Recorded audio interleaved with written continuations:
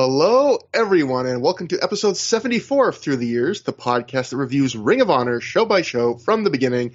My name is Trevor Dame. The other voice you will soon hear is Matt Feuerstein.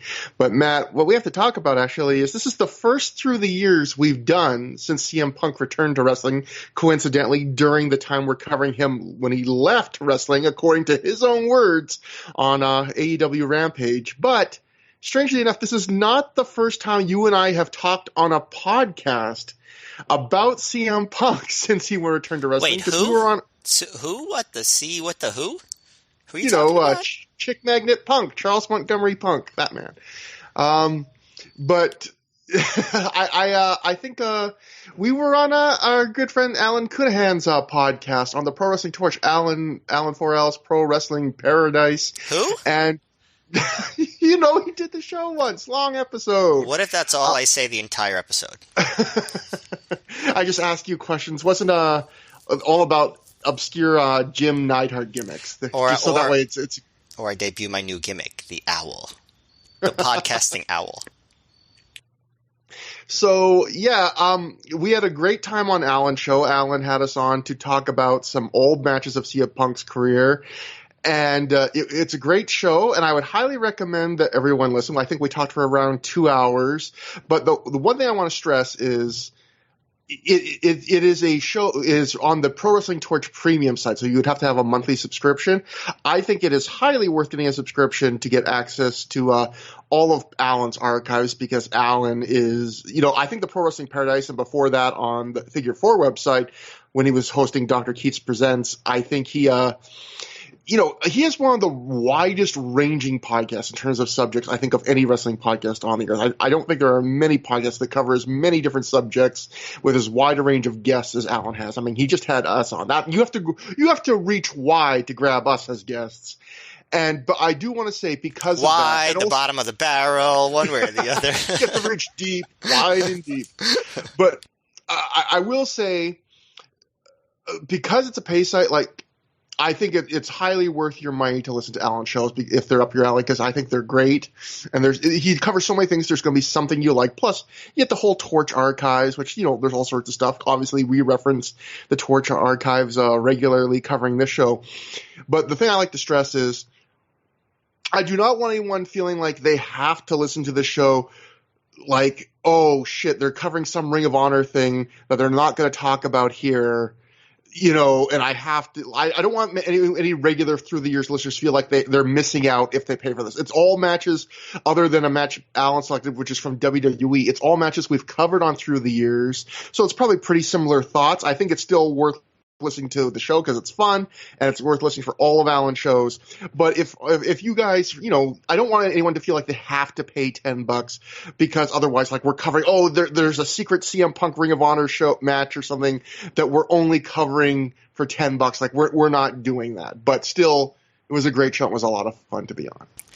That's true. The only thing that any of our listeners are obligated to do is to follow Trevor Dame on Twitter. If you don't already follow him on Twitter, you are deflating his soaring follower numbers, and you need to stop.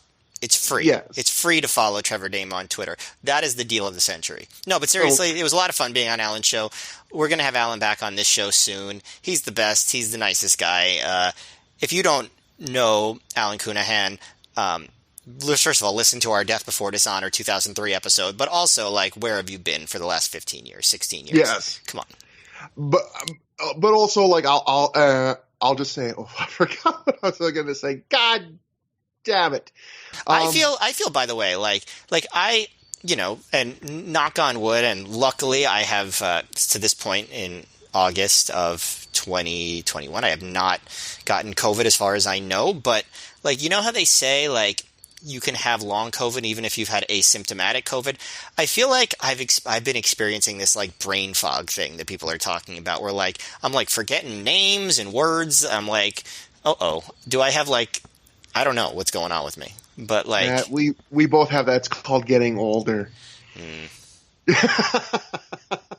Denial. That's what we also have. Denial. We just have a lot of good things to forget. Oh, I remember what I was going to say. I just wanted to say also, we did talk on Alan's show about our thoughts about Punk, Punk's return on Rampage, just so no one feels like, again, that they're missing anything. We didn't say that much, and I think we have pretty boring generic thoughts, which was we thought it was really cool. Like, I don't think we had, like, a lot of insight. I think we'll say there's a little more insight on the Alan show, but, like, again, just because it's such a huge thing, kind of related to our show, I'll just say I think we thought it was cool. Yeah, I mean, I like CM Punk. I think that's his name, and I think he's cool, and I thought that his return was cool, and I'm expecting cool things, and I'm also expecting sometimes things that I think are less cool, and then he'll do other things that are cool. So that's as cool as it gets. And as always, it's time to plug the feeds. It's the only thing we plug. We do not try and sell you baldness cures or crotch shavers or sheets or stamps. Not that there's anything wrong with that. I love a lot of podcasts that do. The only thing we ask Down you with to capitalism, right? Yes, exactly. Socialism. This is the most socialist Ring of Honor podcast on the internet. Two anti-social socialists. So. As always, we have two feeds, actually technically three. If you're listening to us on the Pro Wrestling Only podcast feed, we have a feed that is just us. That's easier to get to the archives. If you're listening to us on the Through the Years feed, THROH, then there's a Pro Wrestling Only feed, which has us, but a bunch of other great podcasts you should also try checking out. And we are on YouTube, which seems to be growing very slowly but steadily. People are discovering us on YouTube, which is always a weird kind of thing that gives me a very small, weird thrill. Thrill's too strong a word, but it's just, I see, we get the emails every once in a while with the numbers, and I go, oh, a couple more people are watching on YouTube. And it's not video, it's just a picture and the audio files. But for some reason, you prefer things that way. We have it on YouTube. If you can get me, Matt Feuerstein, Mayor MGF on Twitter, to have equal the amount of followers as Trevor Dame does on Twitter, we will start posting video on YouTube of this show. That's my promise to you. Never. I am at Trevor Dame, and you now have to follow me so that we always stay out of equilibrium, and we never have to do that. But anyway, that is the safest bet you can ever make. You do not have to worry about a thing. I promise. Trust me, having more followers does not make your life better. If anything, it does the opposite. But so you're telling me that I have spent the last 3 months just completely enwrapped in jealousy for no reason? Yeah, oh, trust me.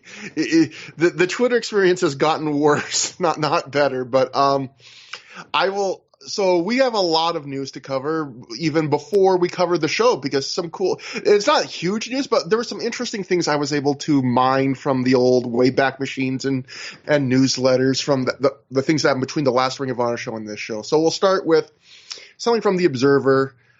Dave Meltzer would write, Dave Prazak, not Dave Prozac. That would be my wrestling name if I got Dave Prozac.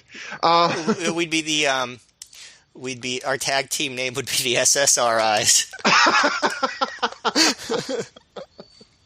Oh, that's good.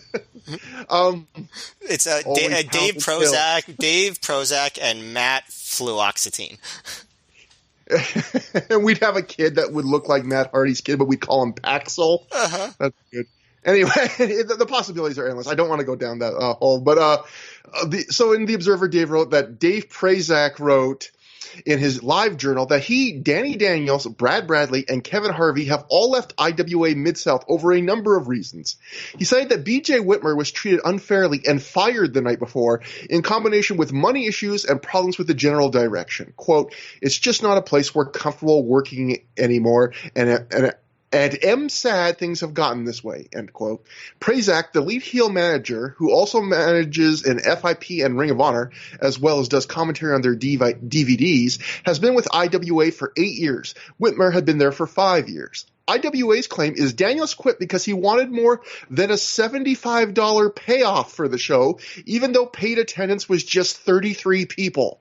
They claimed Whitmer refused to lose a tag match teaming with Jimmy Jacobs, the two are current Ring of Honor tag champs, to Vito and Sal Tomaselli, thinking it wouldn't be good for the Ring of Honor tag champs to lose on an indie show.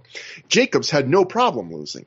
Ian Rotten said when Whitmer refused to do what was asked, he had to set an example for the locker room and pulled him off his next 3 dates, saying he needed to maintain his authority. Whitmer told him he thought it was something he had to do. Whitmer said he hoped they could work together in the future. So, yeah, I read this. I thought it was interesting, but obviously the Ring of Honor connection would be like this. Matt, this will not be the last time in the near future on the show we talk about a Ring of Honor title holder stirring up hot water by telling another major indie that I can't do a job for you guys because I'm holding this Ring of Honor title. Now, I don't know if the tag champs were ever. I know the Ring of Honor world champs were generally told in this era. I think don't lose clean, unprotected while you're world champ. I don't necessarily think the tag champs were. I don't know if they were told that. I mean, obviously the story says that Jimmy was fine with it, but it is something that would come up during this era of indie wrestling. And it's funny because I don't think that kind of stuff happens anymore. I don't think like there's many or any indies right now where the title is considered prestigious enough or they're that worried about protecting it where, like the PWG champ can't just do a job somewhere else. Yeah, I mean, like we've talked about a lot, indies are just very different now. And maybe this era will come back, something like this, now that WWE isn't snatching up every indie talent that has potential. You know what I mean? Or right? But the idea of like this, like these belts like have long-term champions and prestige. Not that like being a PWG champion isn't an honor or anything like that, or like Matt Cardona winning the GCW title isn't a big deal, But like it's definitely not the same. Just because ROH felt more like a consistent promotion with angles and like. Again, these other promotions have angles, but it's just, I mean, I think everyone listening knows the difference between the way indies have been for the past 5 or 6 years and the way ROH was in the era that we're covering. Yeah, and so now we're gonna show you the scale of indie wrestling at this time in terms of money, because I have not one but 2 more stories that tell you how much wrestlers were asking for on the indies. So we're going for a $75 payday to the other end, because we'll go to another story from The Observer in this era. Dave writes, there are reports that Bubba and Devon Dudley are asking for $5,000 a piece for indie dates, which would be a $10,000 fee to get them, which tells me they really don't want to be doing that. Spike Dudley's price was said to be $2,500, and he's not going to be getting a lot of takers at that price either. I know Ring of Honor has interest in Spike, but I can't see them paying anything remotely close to $2,500 for him. So, Matt, this is one of those stories where if I had just read ahead, I always try and research these shows months ahead because sometimes it gives context to shows even that happened months earlier. But this is one where I wish I could have caught this, because I remember there was a few shows ago where we read an article where they said, Ring of Honor has interest in Spike Dudley. And then I openly wondered to you, well, why didn't Spike Dudley, work in Ring of Honor then? And clearly, if I had just read this article at that time, we have our answer with a $2,500 asking price. Yeah, I mean, sorry, I was on mute. No problem. That is definitely the answer. What you said, what you read was probably true. I mean, they probably set that price that high because they were like, we don't want to work indies that bad.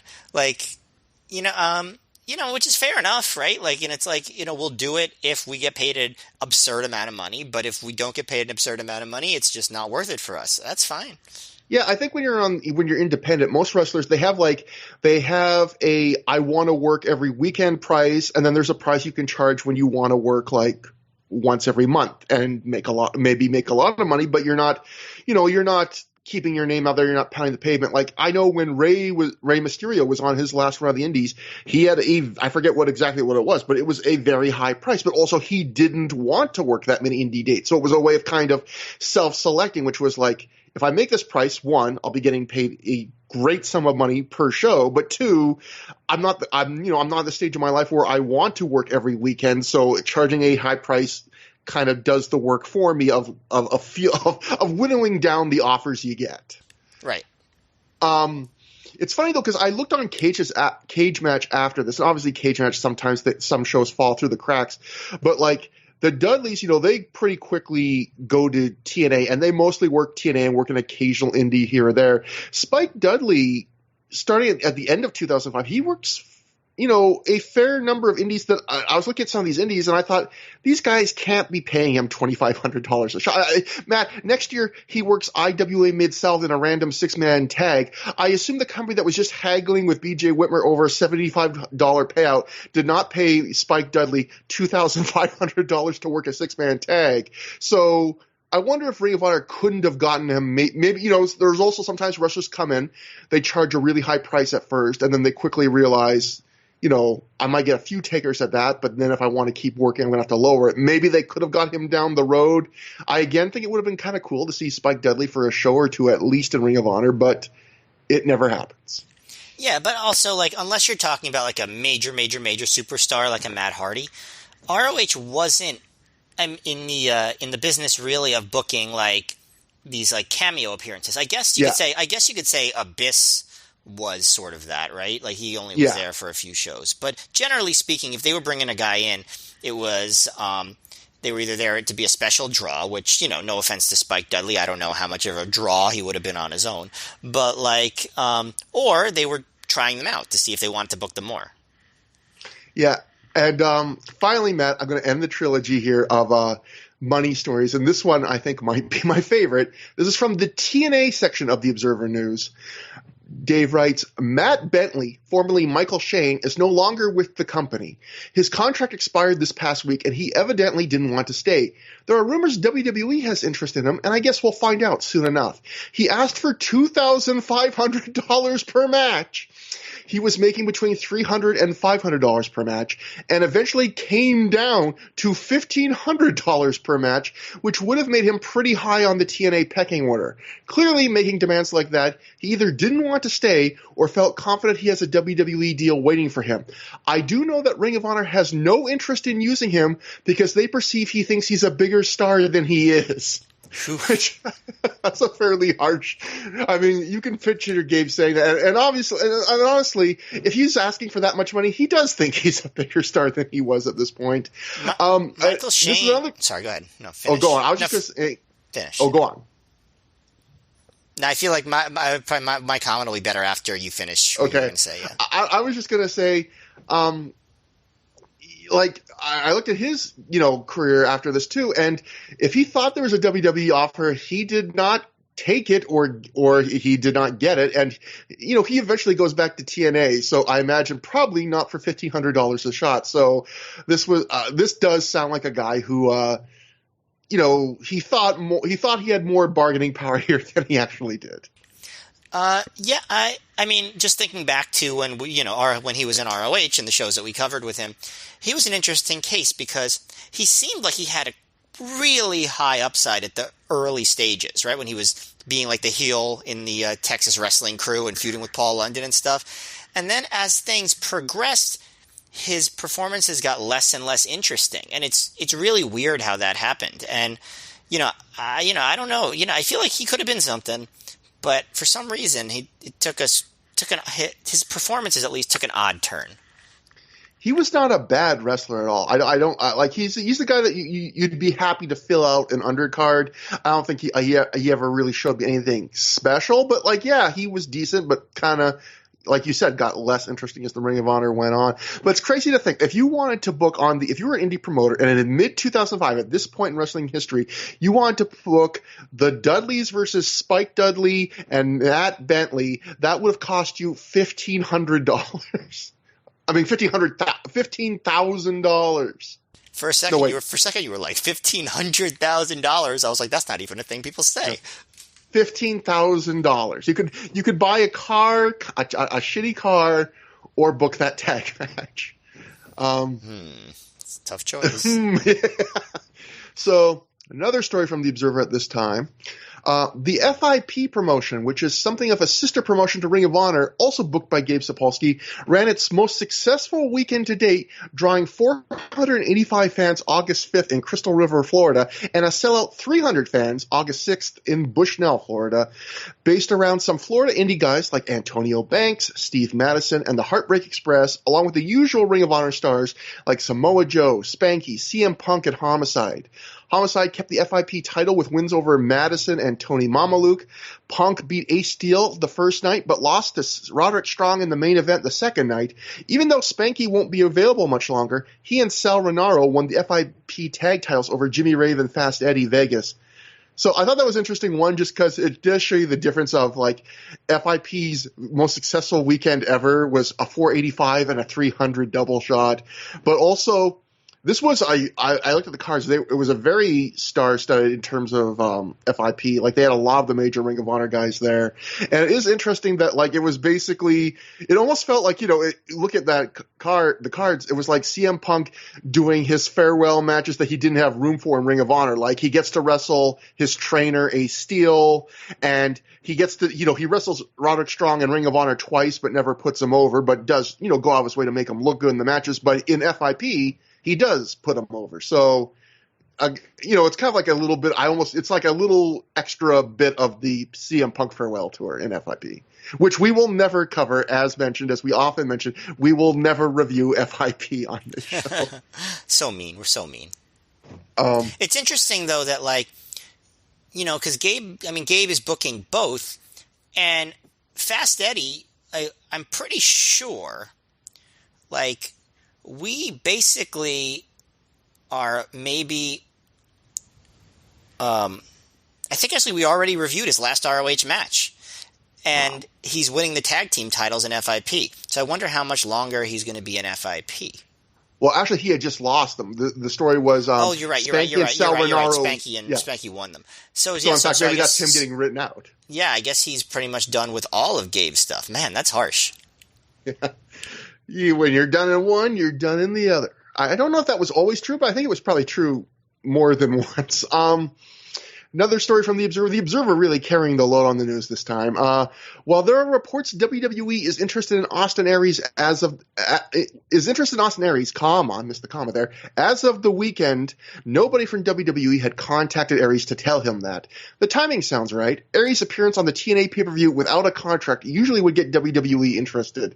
This is interesting, Matt, I thought, just because we had heard, like, a few shows earlier, we had read some other story about, Aries, WWE might have had interest in Aries. And there was that point where during Aries' world title run, Gabe was hoping that, that SmackDown was going to use him on TV, probably for a job or something, but just something to get him on TV. And so obviously they had a flirtation with Aries at this point, but nothing ever really comes of it until years and years later. Yeah, when does he finally go to WWE? 2014, 2013, something like that. Even after that, maybe. Yeah, something a long ways down the road, but that brings us to our last story, also from the TNA news section of The Observer. At the August 16th TNA tapings, the wrestlers were all given new rules regarding independent bookings. Because TNA will be having... was Bill Maher there? New no-nos. Because TNA will be having DVDs distributed at the national chains, including Walmart in September and Best Buy in October, wrestlers are no longer allowed to appear for any indie promotions that have DVDs sold at major chains. They are okay with Ring of Honor or promotions that sell DVDs through mail order or the internet, but if Ring of Honor starts moving to chain sales, then TNA talent will be pulled once again. Talent is not allowed to work on any shows that will air either live or on tape delay on pay-per-view anywhere in North America. So this is one of those problems like Ring of Honor would have. And you sometimes people talk about this with PWG too, the idea of when you're the high profile indie that's using talent from other bigger companies, there's almost this thing where they'll let you use it, but they'll let you use it as long as you don't get too close to competing with them. And I feel like even at this time, knowing that there was TNA guys in Ring of Honor, as a fan, I was always kind of this could end at any moment because of stories like this. You always felt if TNA ever thought Ring of Honor was getting a little too big for its britches, they would just say, well, you guys are going to have to choose again. It would eventually end when ROH started doing pay-per-views in 2007, right? Like, that's when they kind of had, like, this is the last straw, and that's when they pulled all of the remaining TNA guys, right? I think so. Yeah. Again, I am the worst guy for memory. That's why that's one of the reasons I do the research. So everything's new to me, Matt. But so that was a pretty loaded news section. And now we finally have the show, big show to cover. Redemption took place August 12th, 2005 at the Montgomery County Fairgrounds in Dayton, Ohio, in front of a reported crowd of 700 fans, which I believe was the highest crowd, the biggest crowd they had ever done in Dayton. The Torch Road at this time, this is kind of interesting. It kind of shows you where the Ring of Honor roster was at this point because, Spanky, everyone knew was going back to WWE. Everyone obviously knew Punk was going to WWE. Everyone knew that Gibson was going to WWE. So the Pro Wrestling Torch Road at this time, Ring of Honor has announced that all talent that is advertised for the August shows will appear even if they have WWE contracts. I love that at this point that they had so many key guys or big notable names that were on their way to WWE that they had to publicly on the website be like, look, they're all going to be here in August. Don't worry that no one's going to no-show. They're not jumping in the next week. If you come to the Ohio, Chicago double shot, they will be there. It's such a weird lame duck period for ROH. It didn't feel so bad at the time, but looking back, it's not that it's bad, but looking back, it's man, it's a precarious situation where so many of your, three of your top of the card featured performers are absolutely leaving. And again, it could have been worse because imagine if WWE at this point, if they were more in, I was going to say the modern WWE mindset, but I guess the modern by 2 years ago mindset of they could have also at this point, just based on the rumors, have signed Samoa Joe and Austin Aries. And imagine if you had all five of those guys jumping at the same time and you had to do this thing where hey, the top third of our roster's all leaving, but they're going to be on the next two shows. Well, like we said, if that was the case, just ROH just wouldn't exist like this. If that was, if you know what I mean? If WWE was in that mindset at that time.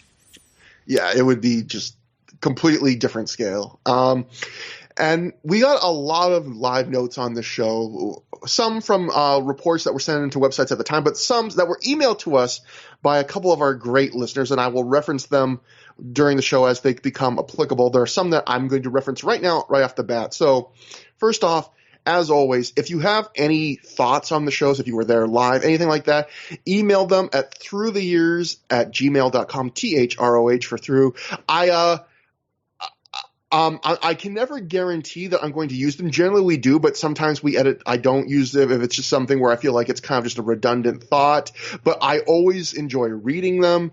And the only thing I always say with this stuff is if you don't want, we love crediting people on the show. So if you don't want us to say your name on the show, just tell us in the email, because otherwise I do want to give credit. But for some reason you just want to do something anonymously. Someone's done that in the past too. That's fine too. If you want to tell us something, believe it or not, this has even happened. If you want to tell us something that happened at the show, but you don't want us to even talk about it on the show, you can even do that. Anything. We just love the feedback. But this is from one of our great super listeners, one of the top tier through the years listeners. We have referenced him and his emails on the show before. Michael Laney, often going to these Ohio shows, and he had some, Matt, I think these are his best notes yet. So let me go through them. He writes, it was very hot in the building that night, and they sold out of water. It wasn't as hot as the infamous Progress New York City show or the more recent IWTV 100 show, but it was very uncomfortable in the building this night. So first off, I'll just say, and I got some more notes later for referring to that, but basically, Matt, it feels like every report I read of the show, people were talking about how hot the show was. Apparently there wasn't air conditioning. As Michael says, there was not water available at the show. No water available is rough. I was at that Progress show. They definitely had water available at the very least. To show you how crazy this was, I just referenced the show a few days ago on Twitter to kind of hype people up. And I forgot their Twitter handle, so apologies, but they just referenced it that it was over 100 degrees that day. And I think they said something this might have been one of the live reports, or it might have been on Twitter, that they had a friend that had to leave the show because they got sick from the heat. So, unfortunately, this is something that happens in indie wrestling, not just recently, but you book smaller buildings, you book buildings that don't have all the amenities, and you book shows in the summer, and sometimes crap like this happens. But not having water available is just, I mean, you would have sold a lot of water. That's not even bad just for like fan comfort. That's bad for money. You probably could have sold overpriced waters and made a killing that night. Like, yeah, I mean, they probably just underestimated how high the demand would be. Like, I mean, that's what it sounds like, right? I don't think like they were intentionally like, yeah, we don't want to provide water. Like that seems unlikely. Yeah, exactly. So next note from Michael, he wrote, before the show, there was a fan that had a giant thank you Punk banner that he was asking fans to sign with their good luck messages. He was going to give this to Punk after the show in Chicago the next day. I remember one of the first few signees left a message for Punk to watch out for Triple H, which was met with a lot of laughter. Now, what would have been great is if like the guy, Michael then wrote, like, looking back, he looks a lot like an older version of CM Punk. Like, it was just like, it was Punk time traveling and just writing a note to himself. He had like a long gray beard, but he was still, he had the tattoos. He's wearing like a Lars Hedrickson and the Bastards. Although I do have to say, as we see, you definitely do not have to be a time traveler to have suspected that CM Punk and Triple H would have clashed behind the scenes. Except for that PW Torch article we read a bunch of shows ago, where some anonymous source said, I think Triple H and CM Punk will be real good friends. Like, nope, that one was not true in a hilarious fashion. Very much so, yes. Speaking of hilarious things, another note from Michael, he writes, Low-Key came outside before the show started to sell T-shirts to the fans in line. On the rewatch, I caught a fan audibly telling Low-Key that he will buy a shirt if Low-Key beats Jay Lethal. Low-Key's sales tactic was basically what you would expect. He came out with a box of shirts, announced he had shirts for $20, and stoically stood in one spot. After a few minutes, Homicide grabbed a bundle of shirts and started walking through the line, launching into a sales pitch about how they had to raise money to send their kids to college. Homicide by far sold more Low-Key shirts than Low-Key that night. I just love the idea of Low-Key trying to push merch. Like, yeah, if Low-Key's not going to break the Low-Key character, like, just just imagining him like, I've got shirts. $20. Yeah, I will not talk to you. I mean, there's always been a debate about how good Low-Key is at selling. That's an early contender for the zing of the show. We do not make that an award, but if we did, early contender. We have so many zings to come.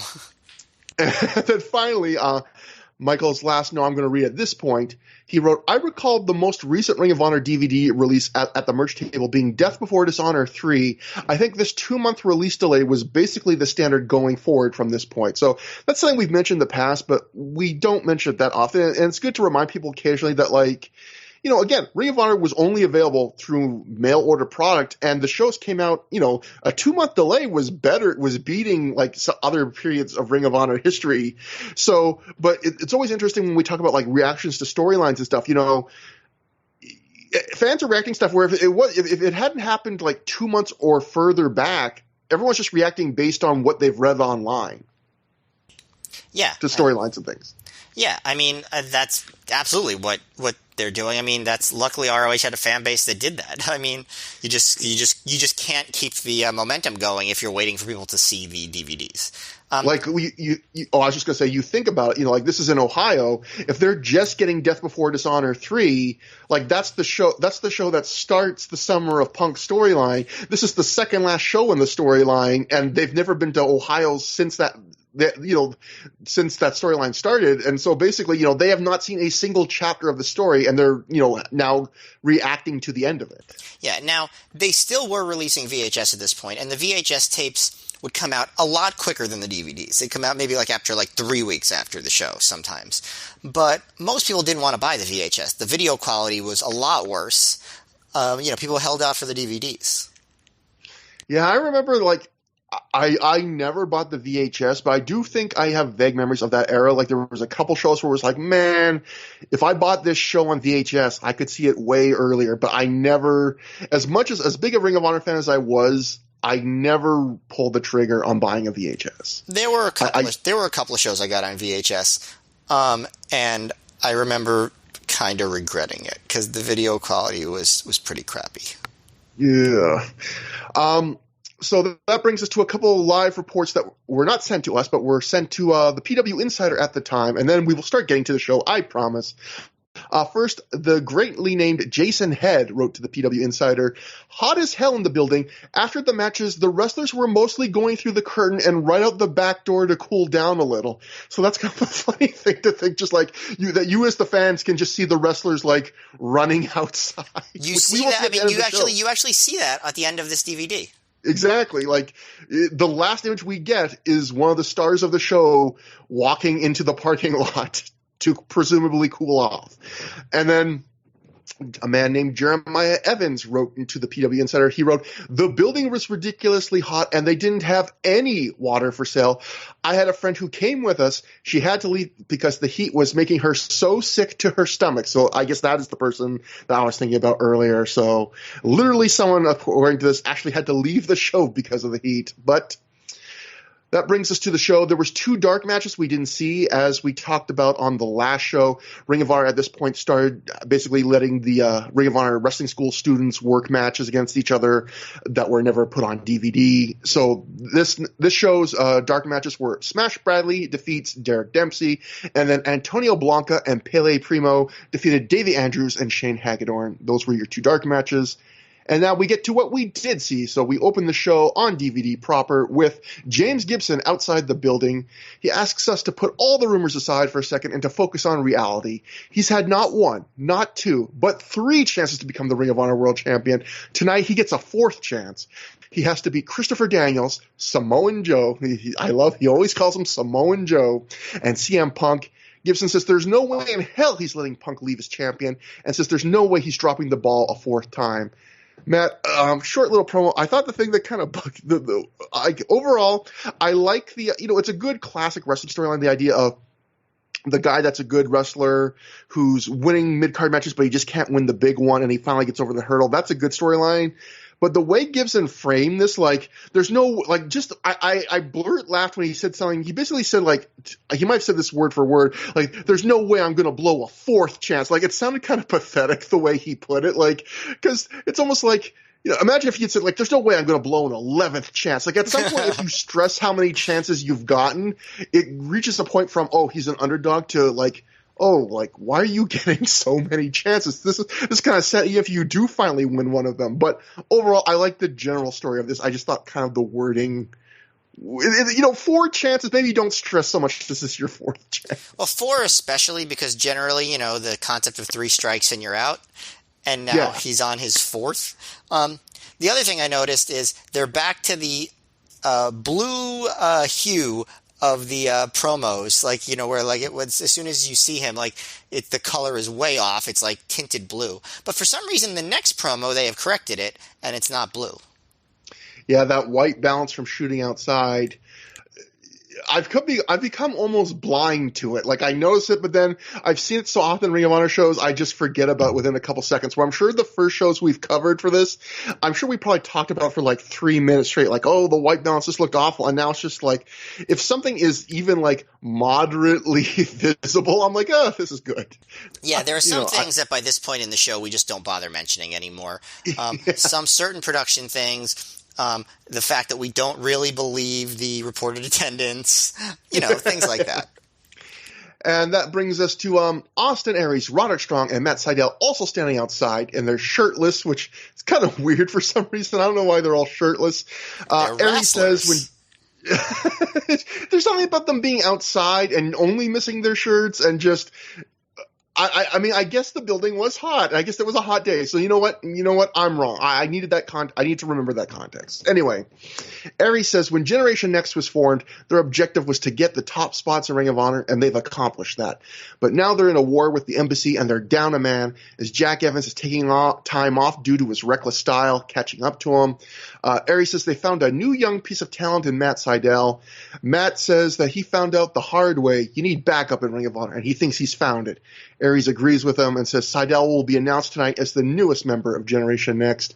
Matt Sydal's point in this promo, he only had a couple lines to read, but it was definitely almost Jay Lethal-esque in that he's trying really hard to have be passionate, but it's very forced, and you can tell he's still new at this speaking words on camera thing.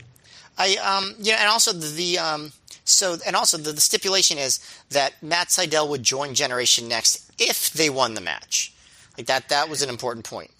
Is that something they mentioned in that promo, or was that Yes. just on the commentary later? No, they did mention it. Yeah, they sort of said it in a weird way, but like they did mention that.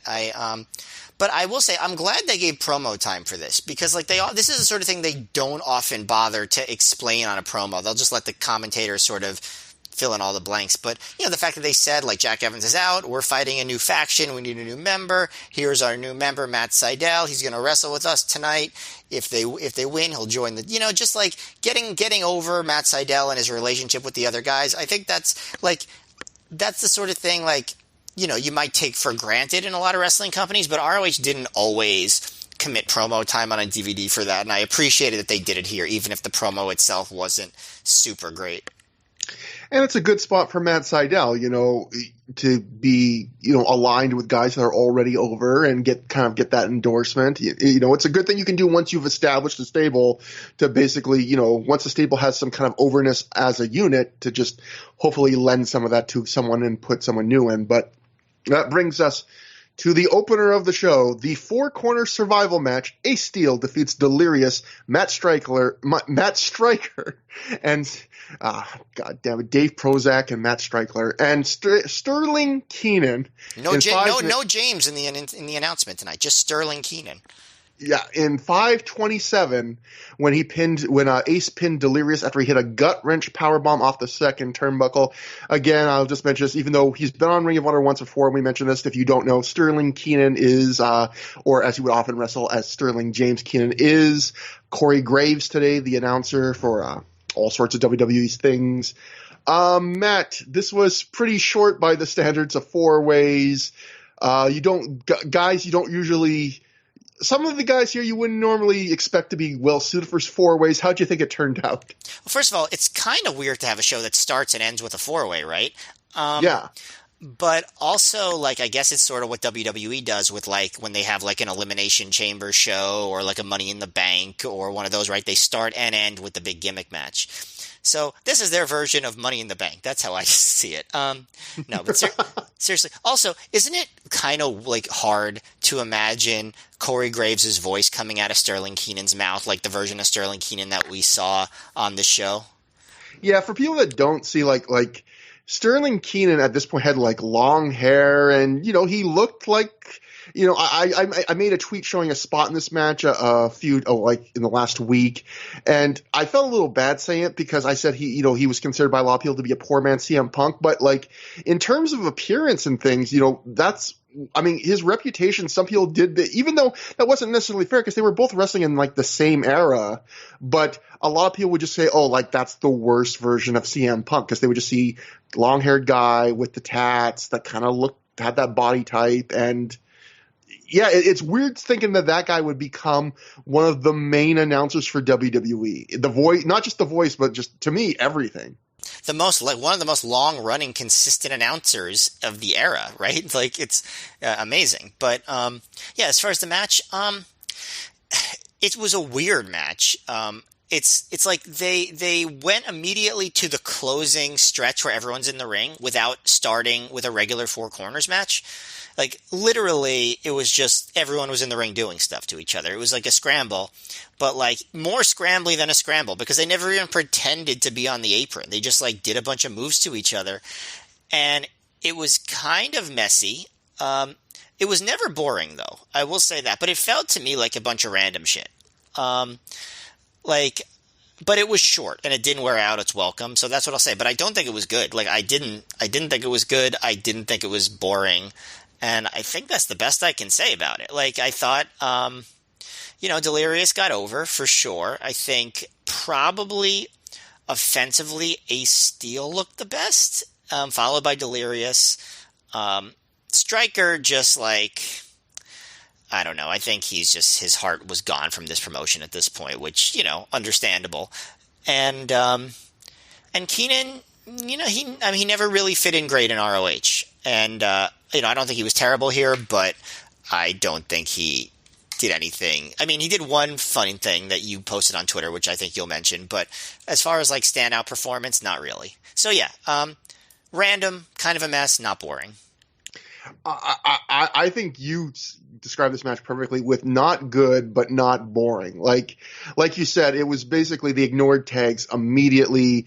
I feel like this was four guys trying to have like a crazy, let's pack as many spots as we can in like four-way but it's four guys that most of them I don't think are necessarily very well suited to this kind of match. They gamely kind of tried the best they could, but you could tell like there's some spots of guys waiting like a second longer than they should, just trying to figure out what's going on. There's like one really ugly botch where Sterling Keenan is holding Matt Striker. He's about to do like some kind of slamming move, and he's waiting for Delirious to do something. And Delirious comes up, and it looks like he was trying to give Sterling a Hurricane Rana while he was holding Matt Striker, and instead, like, Keaton just doesn't move at all. So basically, it just amounts to Delirious like jumping in the air and falling on his back, and then Keaton just like, well, I'm just gonna slam Striker like I was planning anyway. So I don't know exactly what they were trying to do there, but it just completely falls apart. And then the spot I mentioned that on Twitter would be Corey Graves. It's funny, because people think of him as a poor man CM Punk. Corey Graves in this match does a go to sleep, before CM Punk ever does it. He just breaks it out in this match, It's not a great looking go to sleep, but he does it. And it was it's not on the level of when we saw Nigel McGuinness do the head slam into the ring post spot years before he'd do it famously against Bryan Danielson. But it is one of those kind of crazy things where it's like, wow, that's a weird thing that I don't think people remember that friggin' poor man CM Punk does the go to sleep before real man CM Punk. I wonder how many guys on the indies were trying to do that move at this point. I mean, it is a cool move, but it is one of those moves that feels like it's hard to do right because either you whiff or you hit it too well and legit knee a guy right in his goddamn head. Yeah, to do it where you're hitting him like on the high chest where it looks good, but you're not really hurting a guy. I think it's a fairly high degree of difficulty move, actually, because I think I'm willing to bet, maybe this would be different if I watched even more No at the time, but because I've watched so much indies and even CM Punk matches, like I would say I've seen a high proportion of bad go-to-sleeps to, like, good-looking go-to-sleeps. Like, I've seen a lot of average ones and a lot of bad ones, and I've also seen some good ones, but, man, I've seen a lot of the other two. Yeah, I mean, even Kenta's go-to-sleep, like, it's not 100% of the time great. Like, it's usually good. Like, don't get me wrong. Like, he's really good at doing that move. But there have been some examples where it's like, that wasn't the best go-to-sleep. Yeah, it's a move where if you're of the mindset that like a finisher should be something you can hit reliably like 99% of the time, I think the go to sleep actually probably shouldn't be your finisher then if that's your mindset, because I think even a really talented wrestler is going to have a hard time making that look against every opponent.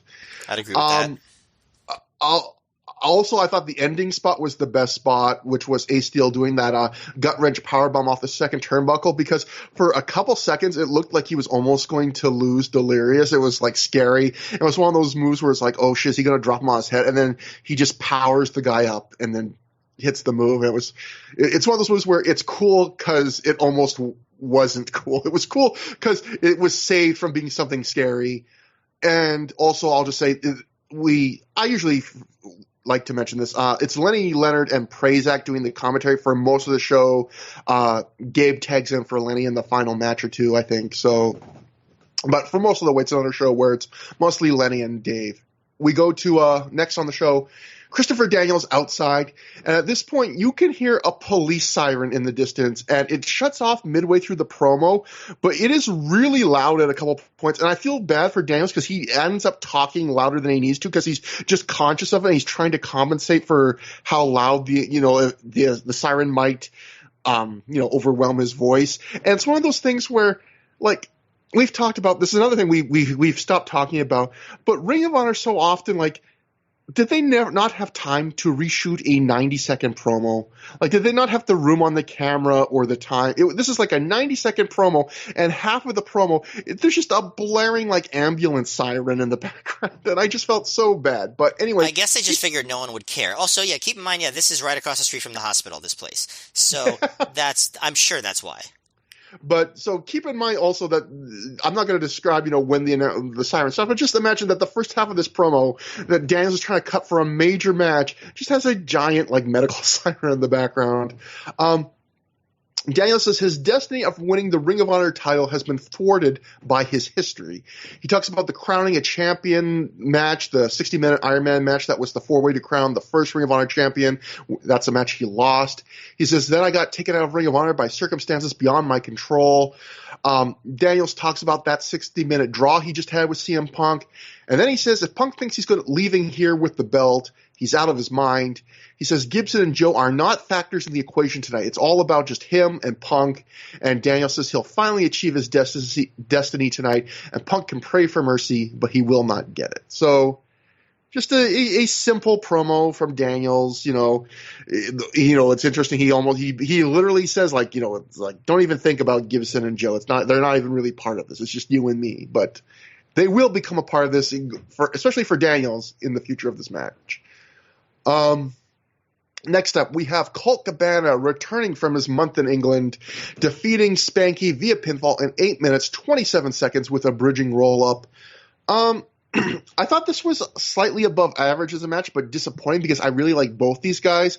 It was a lot of comedy, and on one sense, I like that because I usually like Colt Cabana's comedy, and Colt's usually a guy where he'll give you a bunch of his comedy, and then the match will kind of settle down to something serious, so you feel like you got the best of both worlds. This was a match where they did a lot of comedy, and just in the final couple minutes, they were starting to get into the more serious wrestling, and then the match ended. And I don't know if that was just because they felt like, Colt had a big match the next night. There was going to be a long match at the end of the show, so they needed to cut some time somewhere. But, this match only getting 8 minutes was disappointing. Because of that and because of all the comedy, it felt kind of strangely kind of slight and inconsequential. There was some of the comedy was, funny for us at home, like Colt specifically targeted Spanky's ass, and Lenny and you could tell that Lenny Leonard was starting to get more comfortable announcing here because he was finally starting to joke a bit with Dave about people know Spanky's weakness is his ass, and talking about Colt working on it, and Colt does a tomahawk chop off the apron, so goofy stuff like that. But it was also weird in the sense that Spanky is about to get a tag title shot on the next show and a world title shot on the show after that, and he's losing a match second from the bottom of the card that's mostly comedy that features a spot where he gets exhausted from running the ropes. And it was one of those things where I get he's on its way out, so maybe you don't want to give him a lot of wins, and Colt's gonna have a big main event the next show. But it was kind of weird to see just how silly he played this, especially since they weren't playing Spanky nearly as silly on this run as his first run. But again, it was entertaining but disappointing in my opinion. Do you feel the same way, or did you just thought, hey, this is fun comedy? I mean, I felt mostly the same as you. It's funny because on his promos on this night and the one after, they kind of play up the wackiness of Spanky's character a little bit. I think probably to build up to an angle that happens on the next show, to make it more surprising, probably. But and he's going to do a promo in the segment after this. But yeah, it's obviously it's hard to get invested in a match where there's so much shtick. You know what I mean? Yeah. But the crowd enjoyed it. And in that sense, it worked. I enjoyed a lot of it too. The butt work was definitely funny. At least to a point. I mean, you really don't see that almost ever in a match. Even right at the beginning, they spend a long time at the beginning stalling by Colt, making fun of a fan who makes fun of him for wearing polka dots. And he calls over Spanky. He's like, look at him, that guy, he's so funny, the stupid looking one. I don't know if Colt was gotten to, or he just really wanted to stall or what, but he really makes a big deal out of targeting this fan. And that's even before the match starts. And you could tell right at the beginning that it's just going to be a comedy match. And the thing is, it was entertaining, but these two really, if they really just wanted to have a match, they're two extremely good wrestlers, right? Yeah. They could have a very good wrestling match, but as we mentioned a bunch of times, sometimes in an ROH card, the wrestlers do what's good for the show as a whole, as opposed to doing what is good for their match. And I guess to them, they thought having a more lighthearted, low-key match earlier in the show was better for the show than trying to steal it, if that makes sense. And that's a great point because it's funny because the reputation Ring of Honor had at this time, and they would sometimes deserve it and they would have it for, the next few years to come would be like they did too much up and down the card and they burned the fans out and all that stuff. And that was one of the things Adam Pearce was going to change and all that stuff. But the funny thing is, like you just said, if you look at like modern indie wrestling philosophy among like the major indies like PWG and stuff and compare it to this, like Ring of Honor, there was far more undercard matches that were that were clearly taking like half a step back to not overshadow main events than indie wrestling, I would say today, or even mainstream wrestling in a lot of ways today. Yeah, I mean, you did get the occasional ROH undercard match where they had a great match, but I will say it's rare to see an ROH undercard match in this area where you're like, yeah, they are really doing everything they can to have like a 5-star match. Like, I'm not saying it never happens during this era, but it's not common at all. Mm-hmm. Some other notes from this match include more of the comedy was like Colt doing do-si-dos with the ref and leapfrogging him, so involving the ref and stuff. That's another classic Colt trope. There was something kind of didn't work was more like you were saying, like some of it we could hear, but some of it was clearly they were like doing little saying things that you couldn't hear, which is always one of those things where sometimes that kind of comedy, it's great for the live crowd, but when you're watching at home, if you can't really hear it or see the fan they're referencing, like sometimes it works, but sometimes it will completely fly over your head. And I think there was a bit of both here. Spanky had a big patch of like tape on his back, and I laughed because when he was coming to the ring, one fan just clearly screams, "What the hell is wrong with your back?" And I just thought that was just such a. I always love when you get the really like when our fan finds like a moment of silence where what they say is very clearly audible, and for some reason I thought that was just funny.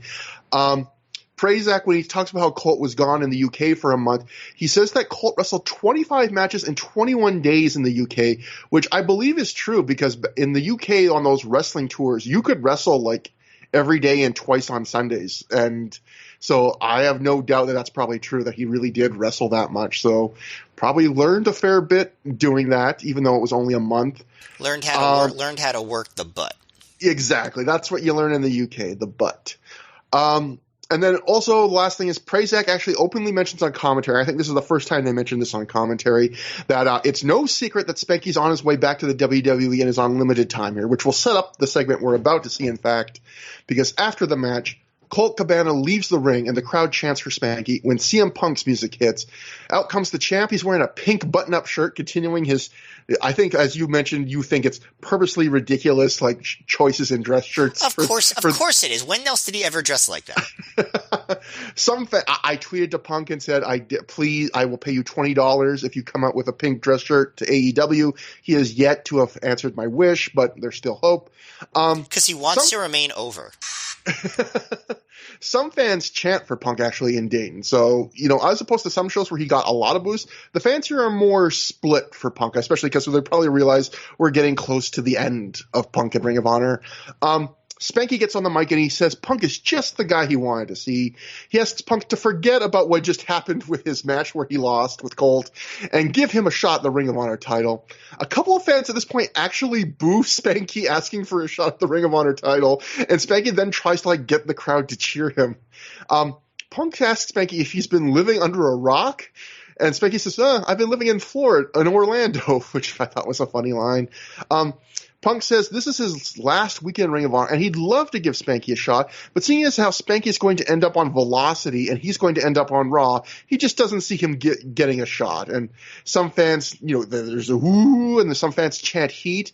And then when they die down, again, we get another one of those great moments where the chants die down, and then you can hear one fan out there say, Velocity! And Spanky at this point gives this shrug, like it's this incredible shrug and facial reaction where he's basically saying yeah, probably, maybe I'll be, that's where I'm gonna go. It's not no, it's yeah, probably. Yeah. And the crowd gets a nice laugh from the crowd. Spanky keeps pleading for Punk to give him a title shot, but Punk just shakes his head no. And Spanky angrily then kind of just stomps away like he's a child having a tantrum. He just walks out of the ring, goes, nuts to you, CM Punk, and walks out of the ring. And he says, you're a stinker, like playing up the goofiness of the character a little bit. That only Spanky talks like that. At this point, Punk then starts his own promo. He says Ring of Honor wouldn't be in Dayton if it wasn't for him. They wanted to pull out of the market, which, by the way, if you listen to through the years, you would know that's actually true. There was a point in 2004 where the ticket sales were low enough where Ring of Honor was, Gabe was openly talking to people and saying, like, hey, if the next Dayton show doesn't pick up, we're not going to run here anymore. Punk says, then I carried Samoa Joe's ass for 60 minutes and they had to come back to Dayton. Punk says it's not Ring of Honor that sells tickets, it's him. He says not only was Ring of Honor losing its world champion and half of their best tag team, they're losing their trainer, their best commentator, which actually gets a big round of applause when he says that. So is CM Punk saying that he moves the needle? It all comes around, Matt. And they're losing a guy that doesn't give a damn about any of them. And this gets another round of applause for him saying that. Punk says he built this promotion. Everyone is here on his recommendation, and he's leaving with the belt. That finally gets some boos from the crowd. Punk then poses with the belt as his music plays. So, again, interesting to see that, Punk, was getting quite a few cheers on this night, although he would still get some boos if he found the right line. But, again, it was crazy to see that, like, knowing that Spanky gets a world title shot in 2 shows from now, like, this promo really did make him look like a loser, like, he just lost a match. He's still begging for a title shot. Punk basically just laughs him off, and then he just walks away and takes it. Like, he really did look at this like a child, quite frankly. The thing is, like, I think a lot of wrestling bookers take the approach, and maybe it's even correct, that if a character does a turn, it sort of refreshes them, and some of the stuff that, like, pushed them down before the turn is sort of erased. Does that make sense? Yeah. Because, he turns heel in the next show is what I'm saying. I'm trying not to spoil it, but, like, why? I don't know. Spanky turns heel on the show after this one. I mean, we do have at least one listener that is watching these shows fresh, but unfortunately, yes, there will be spoilers at times on the show because we are covering a 60-year-old show. Next up, we have the Ring of Honor tag title match. BJ Whitmer and Jimmy Jacobs successfully defend the titles, defeating Chad Collier and Nigel McGuinness in 10 minutes, 51 seconds when Whitmer pins Collier after he and Jimmy hit the combo powerbomb contra code. This is the start of the second reign for Jimmy Jacobs and BJ Whitmer, wrestling 2 wrestlers that are pretty darn good wrestlers. How do you think this turned out as a match? I thought it was quick and fast-paced, and I thought it was pretty entertaining. There was some sloppiness, and there wasn't a lot of time to develop a story, but I thought the action was solid. The big news, of course, is that Chad Collier has a mohawk, which everybody was enamored with. And what did you think of the mohawk? I thought it was fun. You know what's funny? Reading the Observer, Dave, usually, because he was just reporting just the facts with Ring of Honor and just from the live reports, Dave actually went out of his way to mention this. I saved this sentence. Dave in the report of this went out of his way to write, Collier is now sporting a mohawk, which doesn't look good since he's got a bald spot. I love it, like, that warranted a whole sentence in the Observer. All the things, it's like, I have to make sure people know Chad Collier's mohawk doesn't look good to me, or to the live report, because obviously Dave hadn't seen the show yet. But clearly someone in the live report told him, Chad Collier shouldn't have a mohawk, Dave. Well, Dave's gotten in trouble over the past few years a few times about commenting on people's appearances, especially women. And, like, it's obviously a big adjustment for him because he used to do it a lot for mostly no reason. Like, and I think, not defending him, but, like, that was just a thing that people thought was fine to do back then, which is just be like, yeah, I'm going to make a snide comment about the way someone looks, even though it's completely irrelevant to anything that I'm talking about. So it kind of makes sense. Like, it makes sense that he would be someone who gets in trouble for that sort of, like, body shaming stuff nowadays. You know what I mean? But anyway, the match, like, so you know how sometimes with Whitmer and Jacobs, it seems like Whitmer, like the dynamic is Whitmer finds Jacobs irritating, or sometimes they're like playful buddies. They were definitely in playful buddies mode today. Like at the very beginning, Whitmer was doing rock, paper, scissors with Jimmy Jacobs. And like, instead of doing rock, paper, or scissors, Jacobs put out a Huss. And Whitmer what if Jacobs was like, Huss beats rock or something like that. And Whitmer was like laughing, like, Huss beats rock. Like, Whitmer's definitely like on Team Jacobs now, literally, but also in the emotional sense. As far as the match, it's pretty back and forth, honestly. And then eventually, Collier works over Jacobs, and then Nigel hits an early match rebound lariat, and Whitmer breaks up the pin, and they do some double teaming on Whitmer. And one fun thing they do is one of the things Whitmer does when they team up is Whitmer uses Jacobs as a weapon on the opponents, and in this match, the heels were using Jacobs as a weapon against Whitmer, which is it's a little bit of a fun turnabout. So I thought that was a neat little thing that they did in this match. They're doing a lot of double team stuff, and the ref really doesn't even try to get the match back to 1-on-1. They just spend a long time in the ring, so it's kind of like the first match in that sense. And I noticed that on this show, other than maybe one guy, the entire referee crew is different on this show. Like the Midwest referee crew, I think Todd Sinclair is there, but their typical referee crew is not. So my takeaway is these ROH Midwest referees, they cannot keep control of a match. That's what I say. Tisk tisk. Yeah, tisk tisk indeed. At one point, Whitmer gets sort of like a mini hot tag, and he brainbusters Collier. Nigel breaks that up, but Jacobs tags back in pretty quickly, and they double team Collier. And now Whitmer at this point starts using Jacobs as a weapon again, to turn things back around on the heels. But the weird part is, whenever the heels used Jacobs as a weapon against Whitmer, Jacobs sold it like he was hurt. But when Whitmer used Jacobs as a weapon against the heels, Jacobs did not sell it like it was hurt. So what is it about that magic touch Whitmer has that he could just throw Jacobs into things and people and he's fine? But if someone else does it, he doesn't feel good. It's a weird. It's almost like a magical, maybe they have a pendant or something that I don't know. I'm just thinking about a video game now. But at one point, Whitmer tries to monkey flip Jacobs onto Nigel, but Jacobs totally overshoots it, misses Nigel completely. It's not even, sometimes someone overshoots and they'll get their arm on it so the announcers can at least pretend. This is just completely overshooting it. So that was. Did you notice that Nigel lifted his leg to try and catch any piece of Jimmy, and he poor Nigel he also it looks so dumb. He's why would Nigel do that? But he just pushes his leg up as far as he can in the air, come on, I'm gonna try and catch you with my leg, and Jimmy still flies over just completely over it. Yeah, it's funny to feel bad about something like this many years later, but yeah, I did too. Eventually, Nigel does the Tower of London on Jacobs, and Collier covers Jacobs, who barely gets his foot on the rope. And actually, he really actually sort of missed the rope, but you could tell that the crowd reacts like Collier should have won, so the crowd thinks so too. But they just sell it like Jacobs got the rope; it's fine. And then Collier puts Jacobs on top rope. Whitmer comes from behind, and they hit the Contra Code Powerbomb combo for the win. Like I said, quick, fast paced. Definitely sloppy, so that keeps it from being a particularly good match. But I did like some of the entertaining double team and using Jacobs as a weapon against Whitmer stuff. But like I said, not much story. It was all right. I thought this was a second straight slightly above average match, but disappointing considering that I really like a lot of the talent in this match.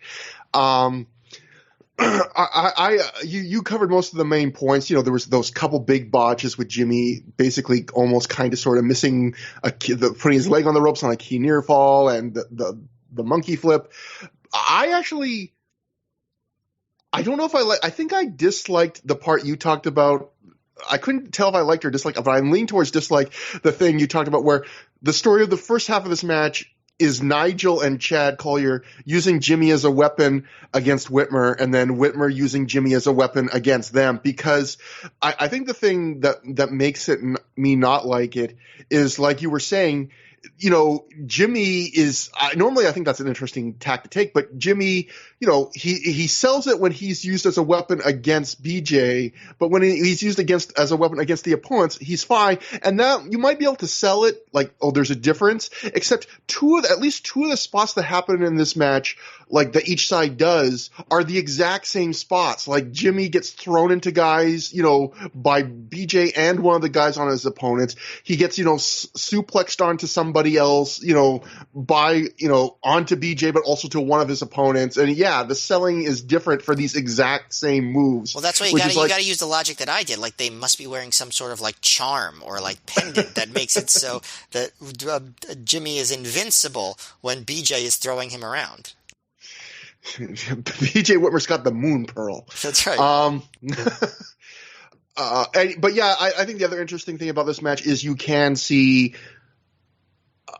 I'll be interested to see if they go back on this, but I do feel like in the last couple shows they've kind of, like you said, they're kind of coalescing around. They're finally deciding, like, our thing is just we're like the goofy odd couple tag team that gets around, like the Huss paper scissors thing. I think we've seen that once or twice before, but like it seems like they've settled on stuff like that of like, well, we're just going to keep doing this. This is going to be our gimmick. Or even, I don't know if they did it on this show, but like the Jimmy coming out with the matching but oversized hoodie that BJ is wearing. They're coming up with like a shtick that they're going to use show after show, and it's all built around kind of like this comedy odd couple thing, as opposed to there were times earlier on in the run where I think they were kind of hinting at, well, maybe we'll try doing kind of like they're not quite friends and thing, but it feels like they're kind of abandoning that. For now. Well, yeah, obviously, they're abandoning that until they're not abandoning that. And also, Matt, did you notice? I don't know if this was just to facilitate the spots. You've been noticing recently on a lot of these shows that unless Nigel is working Colt, he's still not acting like a heel. I did feel like this was a match where the way he was kind of bullying Jimmy Jacobs early on and being kind of cocky about it, he was acting a little bit like a heel, I would say, for this. I don't know if he was just doing that because it made the Jimmy spots better, or if he really was maybe thinking, well, I am actually a heel, I should start acting more like a heel. He was acting a little bit more like a heel, like you said. He still wasn't full on like heel Nigel McGuinness. Like, when Nigel really wants to turn up the heel stuff, he really turns it up. And like, he wasn't really like cheating or anything like that, Yeah. But definitely more aggressive, more arrogant. So he's getting there. There was also a spot in this match I thought was funny. Where we had seen this recently on a four-way where it made more sense, where there was that spot where in a four-way, I think it was one of the New York four-ways, where James Gibson grabs Azrael, and James Gibson was not a legal man, but he jumps in, he grabs Azrael, he bills him from one corner to the other, then he goes back into his corner and tags himself in on Azrael. So he's basically like, hitting a move on Azrael so that he can run in. Well, in this match, BJ does that to his own partner, where he gets off the apron into the ring, he bills Jimmy Jacobs into his own corner, and then gets back on the apron and tags himself in. And it's funny because if you listen to the crowd, when he bills Jimmy Jacobs, you can hear an audible like, huh? From a few fans. Like, they're going, why did he just do that to his partner? It didn't even hit anybody. And then when he tags in, you can hear a few like claps and laughs like, oh, I get it. But there's this moment where the fans are like, what the fuck did he just do to Jimmy? It's his partner.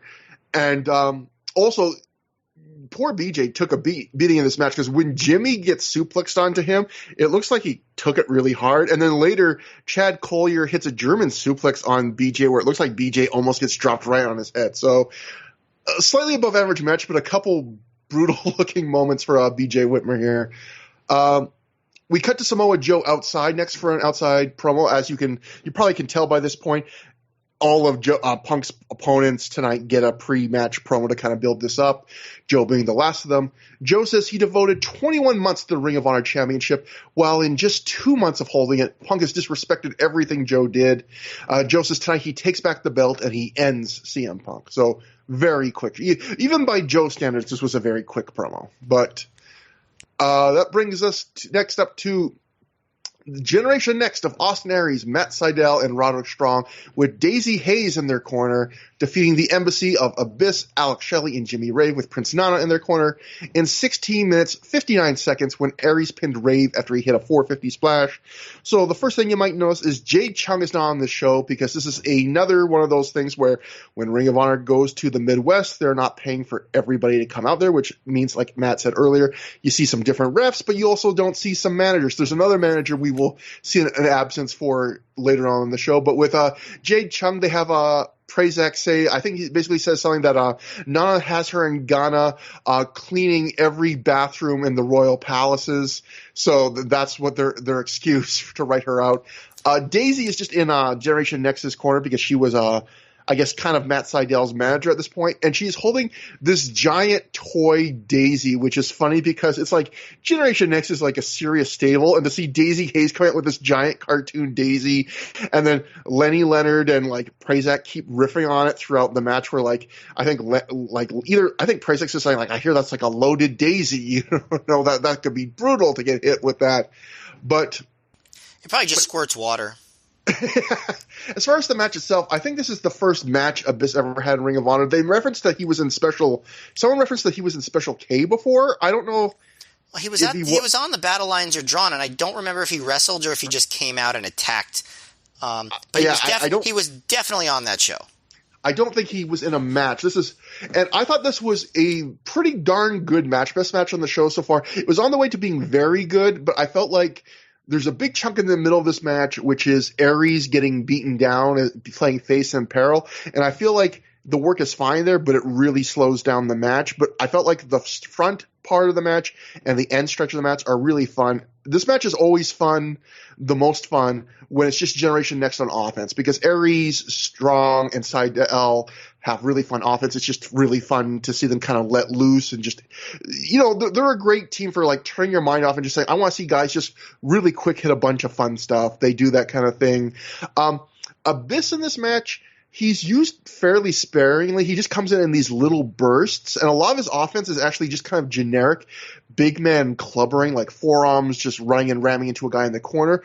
But he's a lot of fun just because Ring of Honor did not have many big men up to this point in their history, and you can tell everyone's just having fun playing off of, like, there's finally a guy they can wrestle and treat like a big man. Like, when Seidel first wrestles him, he's very tentative and trying to avoid him, you know. The highlight of the match to me is like late in the match, Roderick Strong's trying to German suplex Abyss, and he can't, so eventually Seidel and Aries hit Abyss with drop kicks, and then Strong is then able to hit Abyss with the German suplex, and Abyss takes a big like bump for the German suplex. So stuff like that, you know, it's kind of standard stuff, but when you watch Ring of Honor, like, it's a novelty just because you don't see many like big man spots and everyone playing around a big size difference in a match very often. And yeah, it's a fun tag. I think these guys will have better tags probably. We'll see in the upcoming months. But this was a decent way to start it off, I think. Yeah, I like this match a lot. I think I actually liked it more than you. I would say it was very good. It was just a lot of fun, like, you know, and the execution was so good. So one funny thing that I neglected to mention during the Generation Next promo that was at the beginning of the DVD, when Aries was like, you know, we're at war with the embassy and Nana has been sending troop after troop against us, and I was just like, what? Didn't the feud just start like on the last show? What are you talking about? But I guess now the troop is, first of all, Abyss has literally replaced Mike Cruel and Fast Eddie. So that's, you know, nothing against those guys. They are talented. But this is an upgrade, certainly in terms of star power at the time. And so this match felt like a much bigger deal than the other match. And, you know, as much as I was, you know, kind of bummed about Shelley having to turn heel, he does seem to be having a blast in this match. Like, he really seems to be relishing the role. Like, he seems like he's more comfortable being the heel than he was like trying to be like the kind of baby face who was really trying to get people on his side. I also liked that this show is untainted by the Jade Chung angle. Not Jade Chung herself, who is doing a good job, but the grossness and the misogyny and the violence of that angle. But yeah, no, like, I just thought, like, you know, Shelley, when you said the match slowed down when Aries was being worked over, and it did, for sure, but I thought Shelley just seemed to be really enjoying working over Aries, and I really just appreciated that, you know, and they were, like, choking Aries with the Ghani's flag, which I don't remember happening in other matches before. You know, I like that, like, Shelley and Rave, like, they took turns doing bear hugs on Austin Aries, because, you know, bear hugs not the most commonly used move in ROH by a long shot. And I really did think Abyss was very good. I thought, like, his big moves, you know, really popped the crowd. And I also thought that he did a really good job catching Seidel, because Seidel's moonsault, Excuse me. Yeah, didn't he do the moonsault onto Abyss? Maybe To the I'm wrong. floor late in the match, right? I think that's what Yeah. takes Abyss out of the match. Yeah, basically. Like I thought he did. I thought that was like a really cool spot, and I thought that Strong's offense always looks really good. I thought that Aries was pretty on this show. So I just thought this match was a lot of fun. Like and it had a good ending. With the Seidel hitting the half Nelson backbreaker, and then Aries hitting the 450, which I think would become kind of like their tag team finisher when they were tag team champions. And Seidel has officially joined Generation Next, so it moves the ball forward too. And Seidel would be in Generation Next for a long time after this. So I think this match is actually significant also. But yeah, and the crowd loved it, which, that goes for, that says a lot too. And I do agree that Alex Shelley seems to be having fun. Like, the thing I like about Alex Shelley is he's like another guy where he's not just working the match, like he's trying to work his character. Like there's a point in the match where like he sees Nana has the flag and he like literally tells Nana like show the flag to everybody. Like he's actually giving Nana orders like just to make the match better. He tells him like, wave the flag, and Nana waves it, but it's kind of all crumpled up. He doesn't really unfurl it right, but stuff like that. It's just like, Shelley is in the moment as a heel. He always looks for little things like that, which I like. After the match, Abyss attacks Strong from behind, hits him with a torture rack drop. Aries comes to Roderick's aid, but he gets hit with a black hole slam. Seidel then comes back in. He hits Abyss with a little bit of offense, but then Abyss just takes control and hits him with an even bigger black hole slam than Aries got hit with. The Embassy then pose over Generation Next. They put the boots to them before they leave, and Nana is just screaming with spit flying out of his mouth, and he's saying, the new Embassy lives forever. So clearly, they wanted to get the new Generation Next off to a good start with a win, but they also wanted to protect Abyss because this is a pretty strong way to kind of make up for losing, where they basically had Abyss take out all of Generation Next single-handedly. So, I don't know how long their long-term plans were for Abyss. We know he's going to be on some shows on and off for the rest of the year, but they made him look good here in this post-match segment. Definitely. And it is now intermission time, and backstage, Dave Prazak is joined by two Ring of Honor students. One is Pele Primo. I think the other is Antonio Blanca. I'm not sure. We don't even get to hear what their names are. Prazak acts like he's just going to give them like a random interview. So he's like, so what's it like? And then before he can even say their names, Prince Nana interrupts. He has Abyss beat them off, but all the beating up happens off camera. So we hear the students' moans of pain as Nana just talks about the Embassy is the best. And then Alex Shelley tells us that the playing field and the odds just got even. Yeah, I like this, although it is so contrived. Like the idea that they were really going to do a promo where Prazak was like, so what's it like being in the ROH wrestling school? But I do wonder if the fact that they were attacking the students, is that because Aries had already taken over the reins of the ROH wrestling school, and so like they were attacking Aries students? You know what? I never even thought of that, but that's a great, if that is like purposeful, that's a great little touch because Aries was the head trainer by this point. So I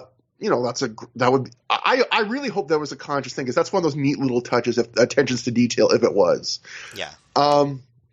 They should have said that though. Like, Aries are attacking your students. Clear, they do not mention it. Yeah. They never go like, oh, Austin Aries has got to be pissed. That's his students out there.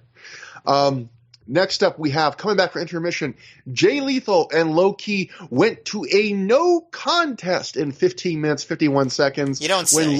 When Low Ki shoved the ref, and you would think, oh, should that be a DQ for Low Ki? Nope, no contest. Matt, we've seen these guys wrestle a few times now. This one, it's the same yet different. What'd you think about this match? I think I like this match a little bit more than the match from Death Before Dishonor, but they're not so different. But I did like that in this match, Lethal actually storms the ring and attacks Low Ki, which I think Daniels, would have made more sense for him against Punk on the last show than instead of having the slow hour-long match. So I at least like that. The sad part is there is no Julius Smokes in the Midwest. The other this isn't sad, but something notable. I'm pretty sure this is Low Ki's first match for ROH in Dayton, isn't it? I'm not sure. It might be. I mean, the crowd was really. They were more into Low-Ki than Lethal, even though he's supposed to be the heel. So Yeah, well, it would not surprise you if, like, this crowd, this was their first chance to see Low-Ki live in Dayton. right. Yeah, I mean, Loki's a bigger star, so like, especially at the time, Yeah. so it makes sense. But yeah, no, I mean, like, things, you know, certainly when Loki is on offense, things are very slow again. They do fight on the outside a bit early on. Lethal hits a dive. Loki uses the ref as a distraction, allowing him to drop Lethal off the apron into the guardrail. And Lethal hits some really painful, I mean, not Lethal, Loki hits some really painful looking chops. Body slams Lethal on the floor. Starts targeting maybe the midsection. Things, again, then really slow down. But even as things are going very slow, Loki's chops are just continuously brutal. Like, after all this time, I'm still like, damn, he's chopping really hard. And, you know, every time Lethal has some hope spots, Loki takes back over with a brutal kick, a brutal clothesline, a brutal chop. He goes back to that body scissors, which I think is kind of becoming a signature move for Loki. Like, just like slowing the match down with a big body scissors in the middle of the match. Which maybe isn't the most exciting signature move, but he is working on Lethal's midsection. But the thing is, like, and I think you would agree with this, when Loki slows things down, he really slows things down. Like, all the moves still have that pop. They look good. They look painful. But he takes a lot of time in between them. Like, I think that's what makes the match go so slow, is that he's just, like, moving at a snail's pace, then does something that looks really, really cool, and then moves at a snail's pace again. Which, you know, sometimes it works. Sometimes it could be a little bit too slow for me. This match, I think, had a little bit of both. But, you know, they get into trading chops. Lethal's chops, I have to say, they can hold their own against Loki's. Lethal does do pretty good chops. And at a certain point, they end up in a stare down where they trade chops back and forth really quickly. And I sort of was wondering, like, I wonder if they were inspired by the Kobashi Kensuke Sasaki match, or Kensuke Sasaki match. Yeah. In the Tokyo Dome, which happened, like, very shortly before this. And I'm sure all these guys saw it. You know what I mean? So, like that chop battle, I don't know if it was inspired by that. I mean, it is also moves that these guys do anyway, so I guess it could have not been. But, you know, Lethal comes back, hits a diving headbutt right to Loki's head, like right on the head.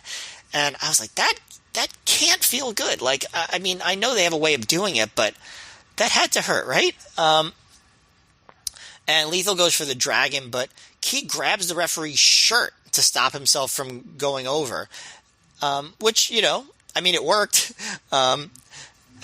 Lethal does, I mean, Key then gets the Tree of Woe double stomp, which the crowd always goes nuts for that move, especially when it's new in a market. Like, that move is really awesome. And, you know, Lethal gets to the bottom rope.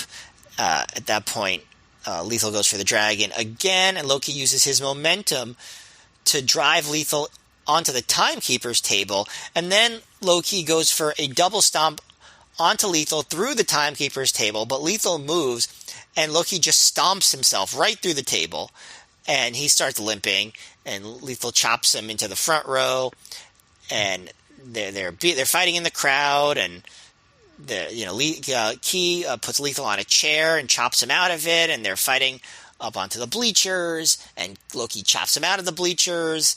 And at that point, Loki shoves the referee, who's trying to get him to stop fighting, and at that point, the referee throws out the match. Now, the thing that I always wonder here, like, when they do this, like the referee throwing out the match thing, why is Lethal getting the same punishment as Loki? Like, Loki is the one that keeps pushing the ref. Shouldn't he be the one that's disqualified? This is the thing that drives me nuts. But obviously, they definitely built up to that finish because they were continually touching the ref and roughing him up. And obviously, they're building this whole concept of Loki matches not having good finishes. Partially, I'm sure, a shoot, and partially, I'm sure, booking by design. But I did think Lethal showed more fire. And low-key, despite the slow pace, did have very good offense. And even though the ending was bullshit, it was a lot more exciting than the bullshit ending in their last match between the table spot and the fight in the crowd. I think the problem is that you knew the bullshit finish was coming the whole time, and it came. But I still thought the match was solid. I thought the match was good, but disappointing, which is kind of been the theme for some of these matches for me. Well, actually, some of them have been above average disappointing, but it's weird. We loved that first low-key Jay Lethal match, that one at Midnight Express Reunion, I believe. And watching this match, I was trying to think, why we've seen these guys wrestle a bunch since then, and nothing's been close to that. I was thinking, is it just that they're missing Jay Lethal's mom or what? And then I think what I think it's not as good is because none of these matches are move for move exact copies of each other, but they're all kind of telling the same story, which is heel low key, kind of methodically beating down and controlling the match, and Jay Lethal getting these fiery little comebacks. And, low key, that's a strength of his, and and those fiery comebacks are a strength of Lethal's. But when you work a very similar story in all your matches, you're going to compare them to each other. And I feel like if they were trying to do something different every time, maybe it would be more. It's hard to compete against that first one because I keep thinking this is just kind of like telling the same story as that first low-key Lethal match, and it's never as good at telling that same story. I don't think it's the exact same story because in that first match, Lethal was such an underdog, and so the fact that he got anything in on low-key, who was taunting his mom. It was a big deal, inspirational. At this point, Lethal's a much bigger star, and he's getting to be a little bit more toe-to-toe with low-key, and I think that takes away a little bit of the magic. People expect more from Lethal at this point. So that's really interesting. So you actually think that some of it is the more he becomes an equal with low-key, the less interesting it gets. Yeah, now they have more matches to come, so, it is possible that their last couple matches will be better. We'll see, but I do think that, I think that it's a little bit less interesting as they are equal. It was exciting because the expectations weren't there in that first match. But I think that's a really good point. I also just think, again, I do think, as weird as it sounds, Jay Lethal's mom, that does add something because Absolutely. Once you, getting the crap beat out of you in front of your mom, once you remove that, that's a pretty high emotional place to be at. And then to have the other matches, it's okay, yeah, Jay Lethal's still getting his butt kicked, but he's not, at least his mom's not in the front row and the opponent's not talking smack to her. It's kind of like you start at the top in a way when you start the feud that way, in terms of just that emotional stake. But, there's still some good action. I agree. Low key, we've talked about this time and time again. Heel low-key changes up quite a bit and gets way more methodical. He pairs back a lot of his most exciting offense, except for the double stomps. And I feel like in a match like this, it hurt. When low-key gets heel, a lot of boos, it's like a worthy trade to pair back things. I feel like it's this match. I would say low-key probably got 60 to 70% of the cheers, and so. It kind of felt like you were getting the worst of both worlds, where he was working very slow and simply and methodically, but he also wasn't getting the boos he was trying to get by working that way. And in fact, there's a key spot in this match where, like you said, part of the story of this match is Key is grabbing the referee to get out of things. So at one point when, Lethal's trying to charge at him, he pulls the ref in the way. At another point when, when Lethal's going to hit the Dragon Suplex, like you mentioned, he grabs the ref to break it up. But there's a spot in the match, deep in the match, where Key's going to go for a top rope double stomp. And Lethal basically kicks the ref. He basically shoves the ref as he's lying on his back with his feet into the ropes. That causes Key to lose balance. Now, that should be a kind of triumphant, the babyface finally gives the heel a taste of his own medicine spot, because Key had been doing crap with the ref before that in the match. But instead, because low key's 60 or 70% of the fans are on his side, and because it stops him from doing a really cool wrestling move, Lethal gets booed instead of cheered for doing that, which, again, it's one of those things where they're telling a story that's all about Lethal being the face, but on this night, it's kind of thrown off because these fans prefer low key.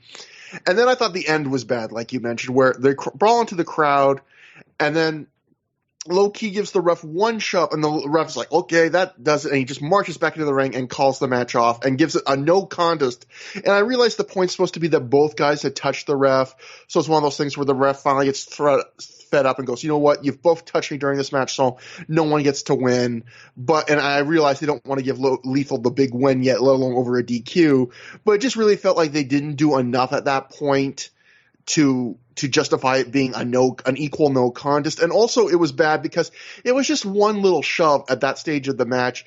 And it's funny, like Key and Lethal were both brawling in the crowd, and the second the ref starts marching back to the ring, Key starts marching back with Lethal towards the ring. And in fact, like he's about to get back in the ring with Lethal when the match is announced as a no contest. So I felt that was bad too, because it was almost like, if you announce a no contest, it would have been easier if they just, let's say they kept brawling and they almost like brawled right out of the building. It would have been easy for the ref to say, this match got out of control. I just can't stop it. They're not even in the building anymore. No contest. But instead, he's announcing no contest like right as they're about to get back into the ring by their own volition, which made it kind of like, again, it made it feel cheaper than they probably intended it to feel. I felt like, at least. But with all that said, there was still, there was good action. Like you said, Low Key is good at doing like really brutal beatdowns. There was a moment where when Lethal's in that body scissors, he hits Low Key with one really loud punch to the face. There's a cool moment where Key does this move occasionally where he has Lethal up like he's going to hit him with a back suplex, and instead he just like throws him down face first into the mat. I always think that is cool. I did also like how Prazak explained that Julius Smokes wasn't in the Midwest. Did you catch that? Prazak said Julius Smokes is, quote, a wanted man in Ohio, which for some reason, the wanted man in Ohio part was funny. And I like that this adds to the canon where Gabe had already said on a previous show that, he couldn't be in Boston. He peed on Fenway Park.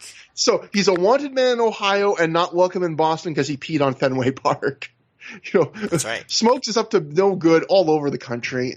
But anyway, we got a note from one of our listeners, an email from Ronnie Lafollette, and I want to make clear, that's Ronnie, not Donnie. Ronnie said on a previous show, I called him Donnie. It's Ronnie with an R, not Donnie with a D. I blamed it on Donnie B, as I blame most things in my life. He wrote, Low Key versus Jay Lethal. I didn't remember this match or any of the undercard until I looked up the results, but I do remember the crowd being pissed when it ended in a no contest. Everyone was just basically like, what the fuck was that? So, yeah, clearly on this night it was one of those finishes where I guess, I guess Matt, what I would say, what we're going to find out is I think a lot of these unsatisfying finishes, they're partly to protect Low Key, but partly because they're supposed to make you want to see Jay Lethal beat Low Key so much that the payoff's going to be that final win. We'll see if the payoff is worth the destination, because I remember people thinking the payoff is not worth the destination. We will see. So after the match, Key and Lethal brawl into the ring. When Homicide attacks Lethal from behind, he and Key team up against him. When Matt Hardy runs to the ring to a good but not nearly as good as the reaction he got on the last show. A few fans chant, "We want Edge." Matt gets on the mic and says no one wants Edge more than him. There are a few boos. You can even hear one fan trying and failing to start a "You Sold Out" chant. Matt says he didn't come here to wrestle some 300-pound greenhorn like Gene Snitsky. He wanted to step in the ring with the baddest hombre in Ring of Honor, and that's Homicide. Matt Hardy says he will not die. The crowd starts chanting for Homicide, who reacts like he doesn't want his cheers, but he steps in the ring, and we get our previously scheduled match. Matt Hardy wrestles Homicide, and Matt Hardy defeats Homicide via pinfall in 1740 after he uses a roll-up. Now let me talk about the Matt Hardy reaction. Yeah, go ahead. Go for it. When Matt Hardy debuted in ROH at Fate of an Angel, the only WWE appearance that he'd made after the firing was the week before, when he did that crazy run in on Edge, where that wasn't supposed to be on camera, and he shouted into the mic, "I'm going to see you at Ring of Honor." This was a couple weeks after the ridiculous, terrible return that they booked for Matt Hardy. Which, if you remember, I mentioned this on that Fate of an Angel show. Matt Hardy Vince McMahon comes back and he gives this speech about how, I'm for the fans, I'm going to bring back Matt Hardy. And already, even before Matt Hardy walks out, he's fucked at that point. Then Matt Hardy walks out, shakes Vince McMahon's hand, and cuts a pretty bad promo. Not great promo on Edge. The week after that, Edge totally emasculates Matt Hardy by cutting a much better promo on him. And therefore, on this show, Matt Hardy is booed by some of the crowd, and we get chants of "We Want Edge." The entire mystique that Matt Hardy had built for himself was gone, and the reaction followed suit. I think actually we should talk about the reaction before the match, because I have some things I want to say about that too, actually. So the story of this match, I mean, we'll talk about the match, but I would say the story of the match, even within it, is the crowd reaction. I would say if the Matt Hardy's first Ring of Honor match was like 95-5 for cheering versus boos, where there were a couple hecklers and people didn't like some people didn't like that he beat Daniels, but overall that crowd was really excited to see Matt Hardy. I would say this crowd is probably 50-50. It's probably half Matt Hardy fans, including some people that probably just came to the show just to see Matt Hardy, and a lot of people that are not happy and they are jeering him. They are saying "We want Edge." They are, all that stuff. And it's funny because something that comes up fairly often in Ring of Honor up to this point in their history is, sometimes the fans would boo guys from the big companies. Sometimes they wouldn't. And sometimes I would see people going, why did they do it to some? Why not others? Or they would say, oh, these indie fans, they're too cool for it. And I think you have to kind of understand where the fans are coming from. And I don't necessarily condone them booing Matt Hardy or some of their boos, but I do think I understand. And what I'll say is, this goes over some stuff I've said before, but, just to kind of quickly recap, the indies before WCW and ECW died were kind of for guys on their way up and guys on their way down, and everyone accepted that they were not major league professional wrestling. They weren't the top tier.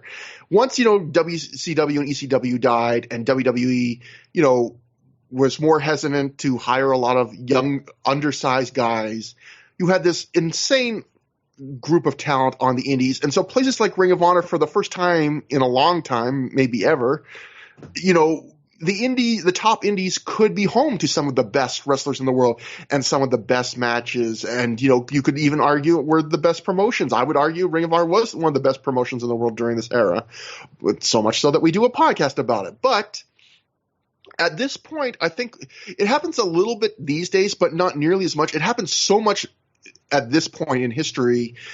Indie, from people in and out of the business, was considered a negative term. Like, if someone called you or said that match was indie, that meant they thought it was a bad match. If a guy looked indie, it meant they looked like shitty in physical appearance. If that promotion was indie, indie was a derogatory term. And I think a lot of Ring of Honor fans at this point were like, no, Ring of Honor is like not just good for indie. It's good. It's one of the best wrestling promotions. And, there were a lot of people. I remember at this time, Matt, there was guys like when they would hype up big Ring of Honor matches, some people would try them because Dave gave it 5 stars in the Observer. I remember reading there would be fans that were just going, I'm not watching a fucking indie show. I don't care how good Dave Meltzer says. If it's an indie, if it's not on TV, it's not good. I mean, listen, even Meltzer did that stuff. Like, I mean, you praise ROH matches, but there was always the little bit of like, but if they were on TV and there's polish issues and like stuff like that. So it's, you know what I mean? Like, it's like even ROH's like biggest boosters outside of the indie fan community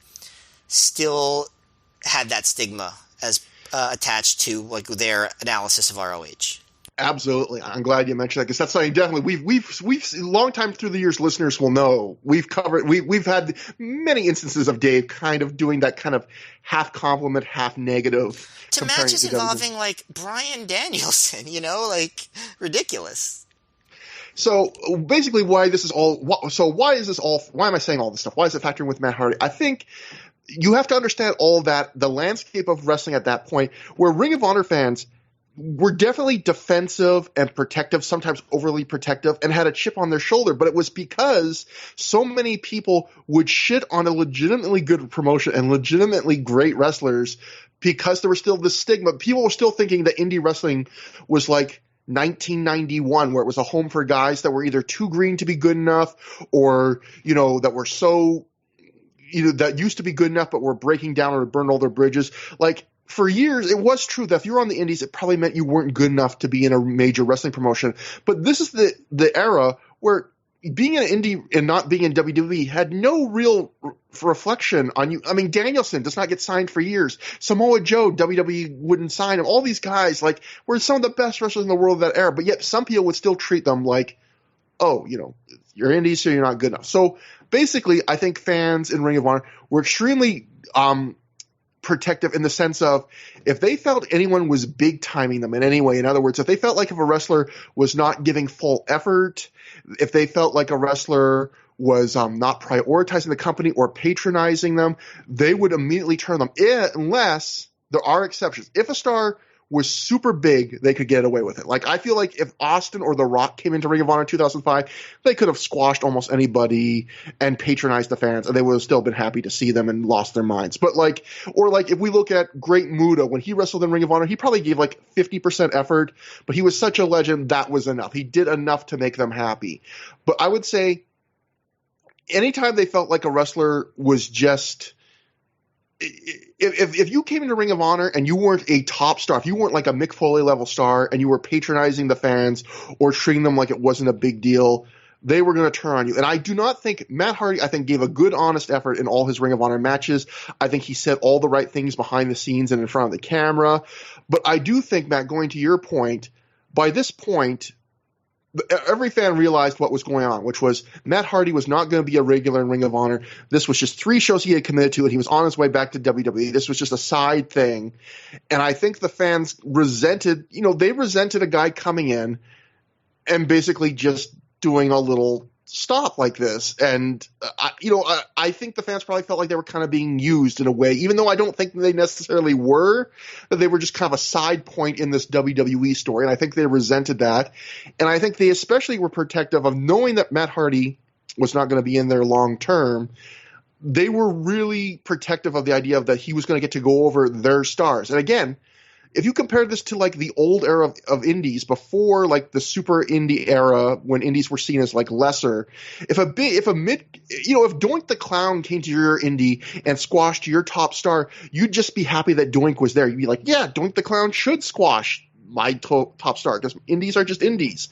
But the idea that Matt Hardy would come in for 3 shows and beat top Ring of Honor regulars, I think pissed a lot of people off. And if you go and watch these the first 2 Matt Hardy matches, then I'm going to ask you, Matt, for your thoughts, because I know I've been rattling on. But, like the Christopher Daniels match, like I said, it was probably like 95 cheers for Matt Hardy.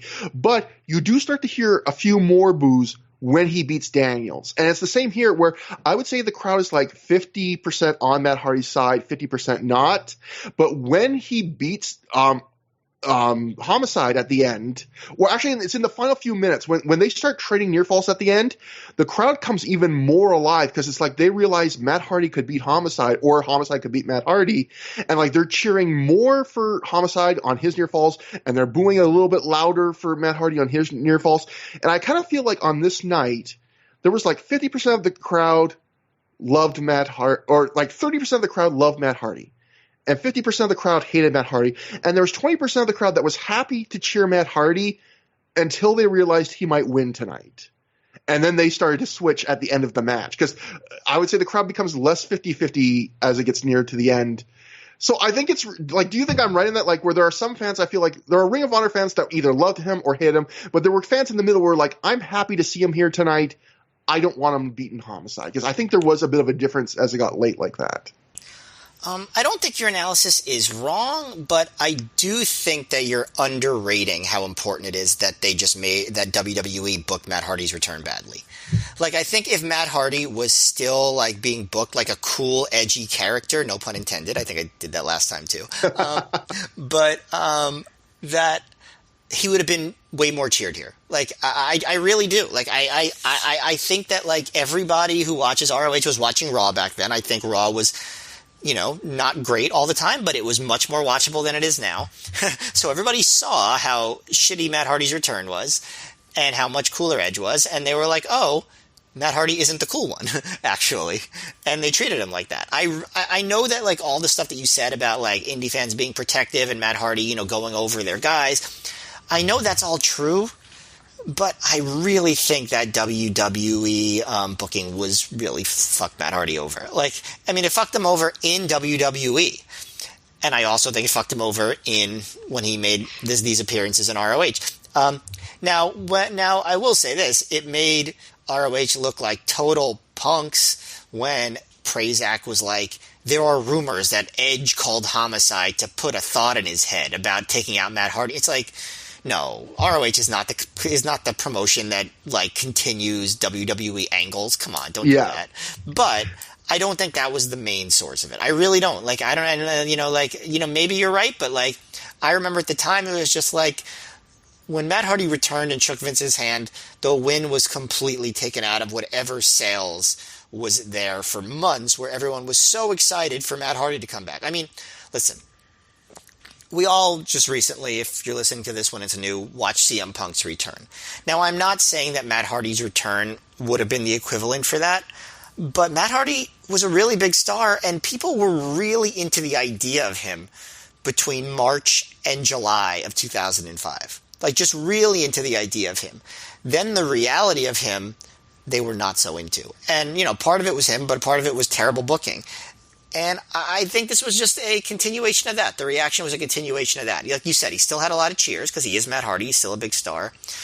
But I think that he was completely screwed over by the way the WWE booked him.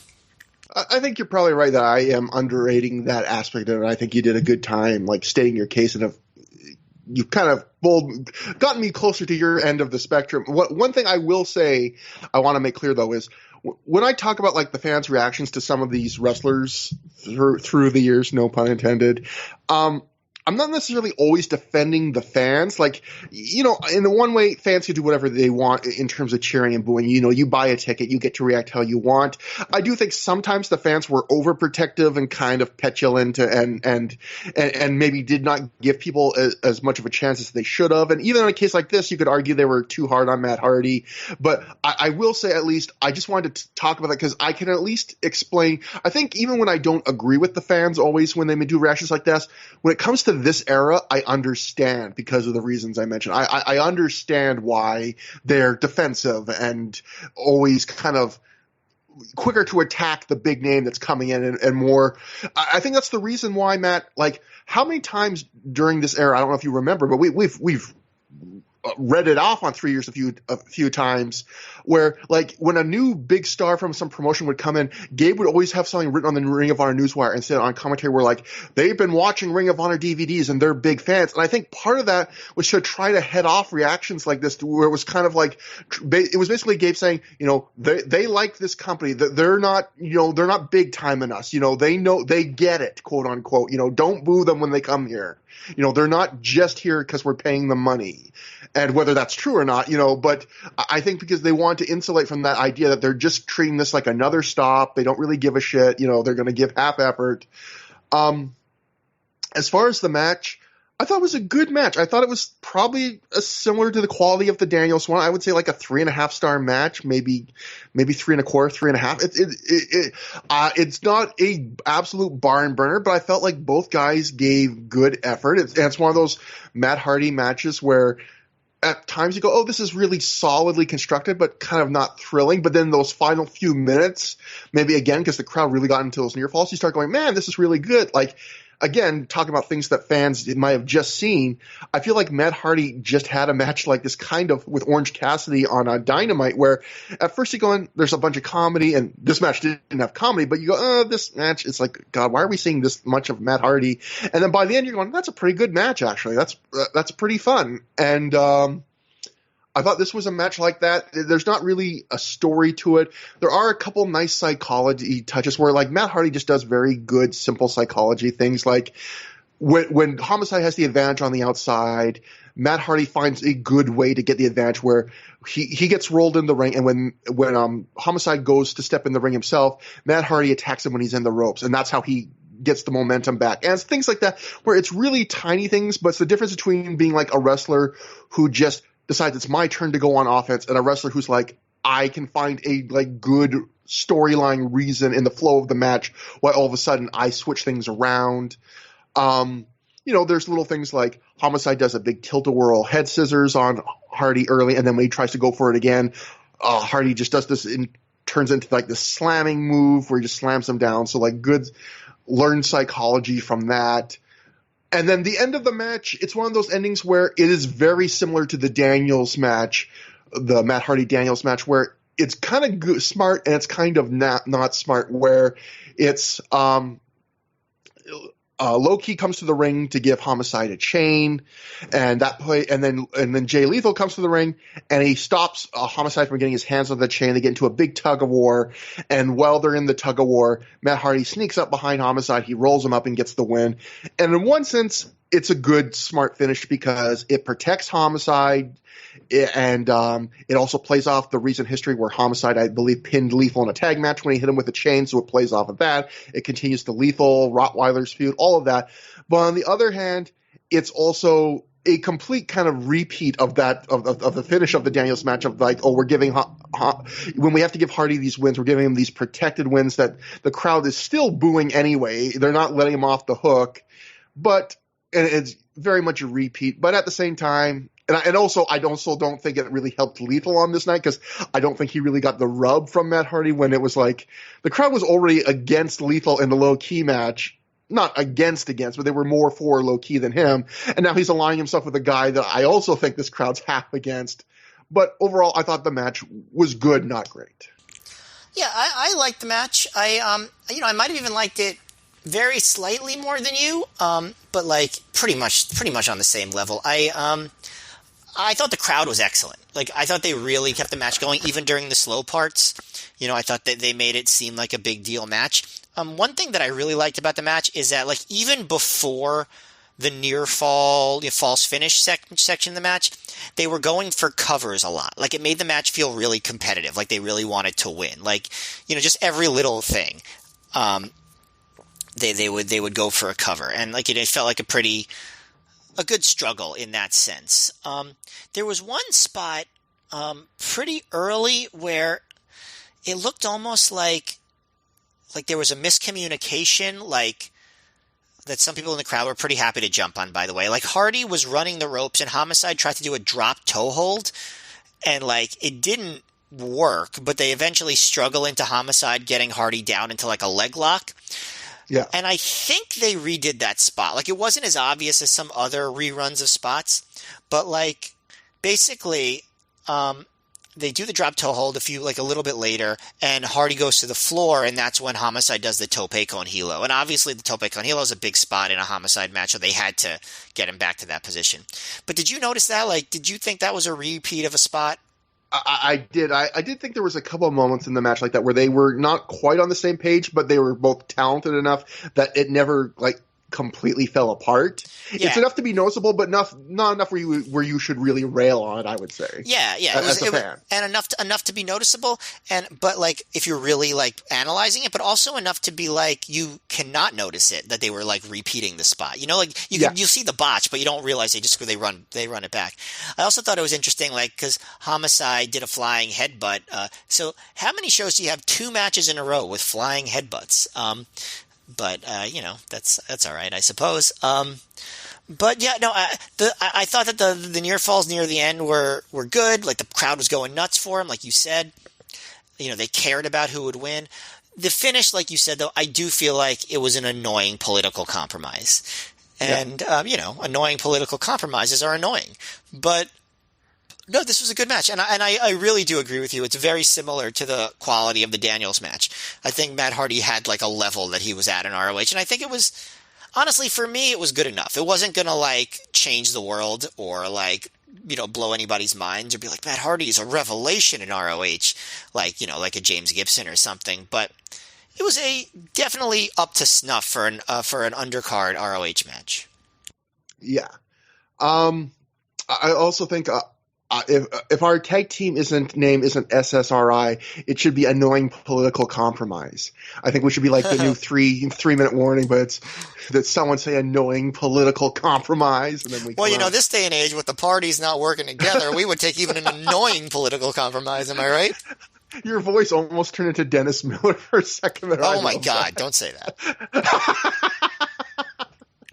Couple other notes I noticed. We've during the mentioned match, now Bill Maher and Dennis Miller on this show. we're very young and very yeah, definitely. Like, if you're going to cancel us for anything, make it that.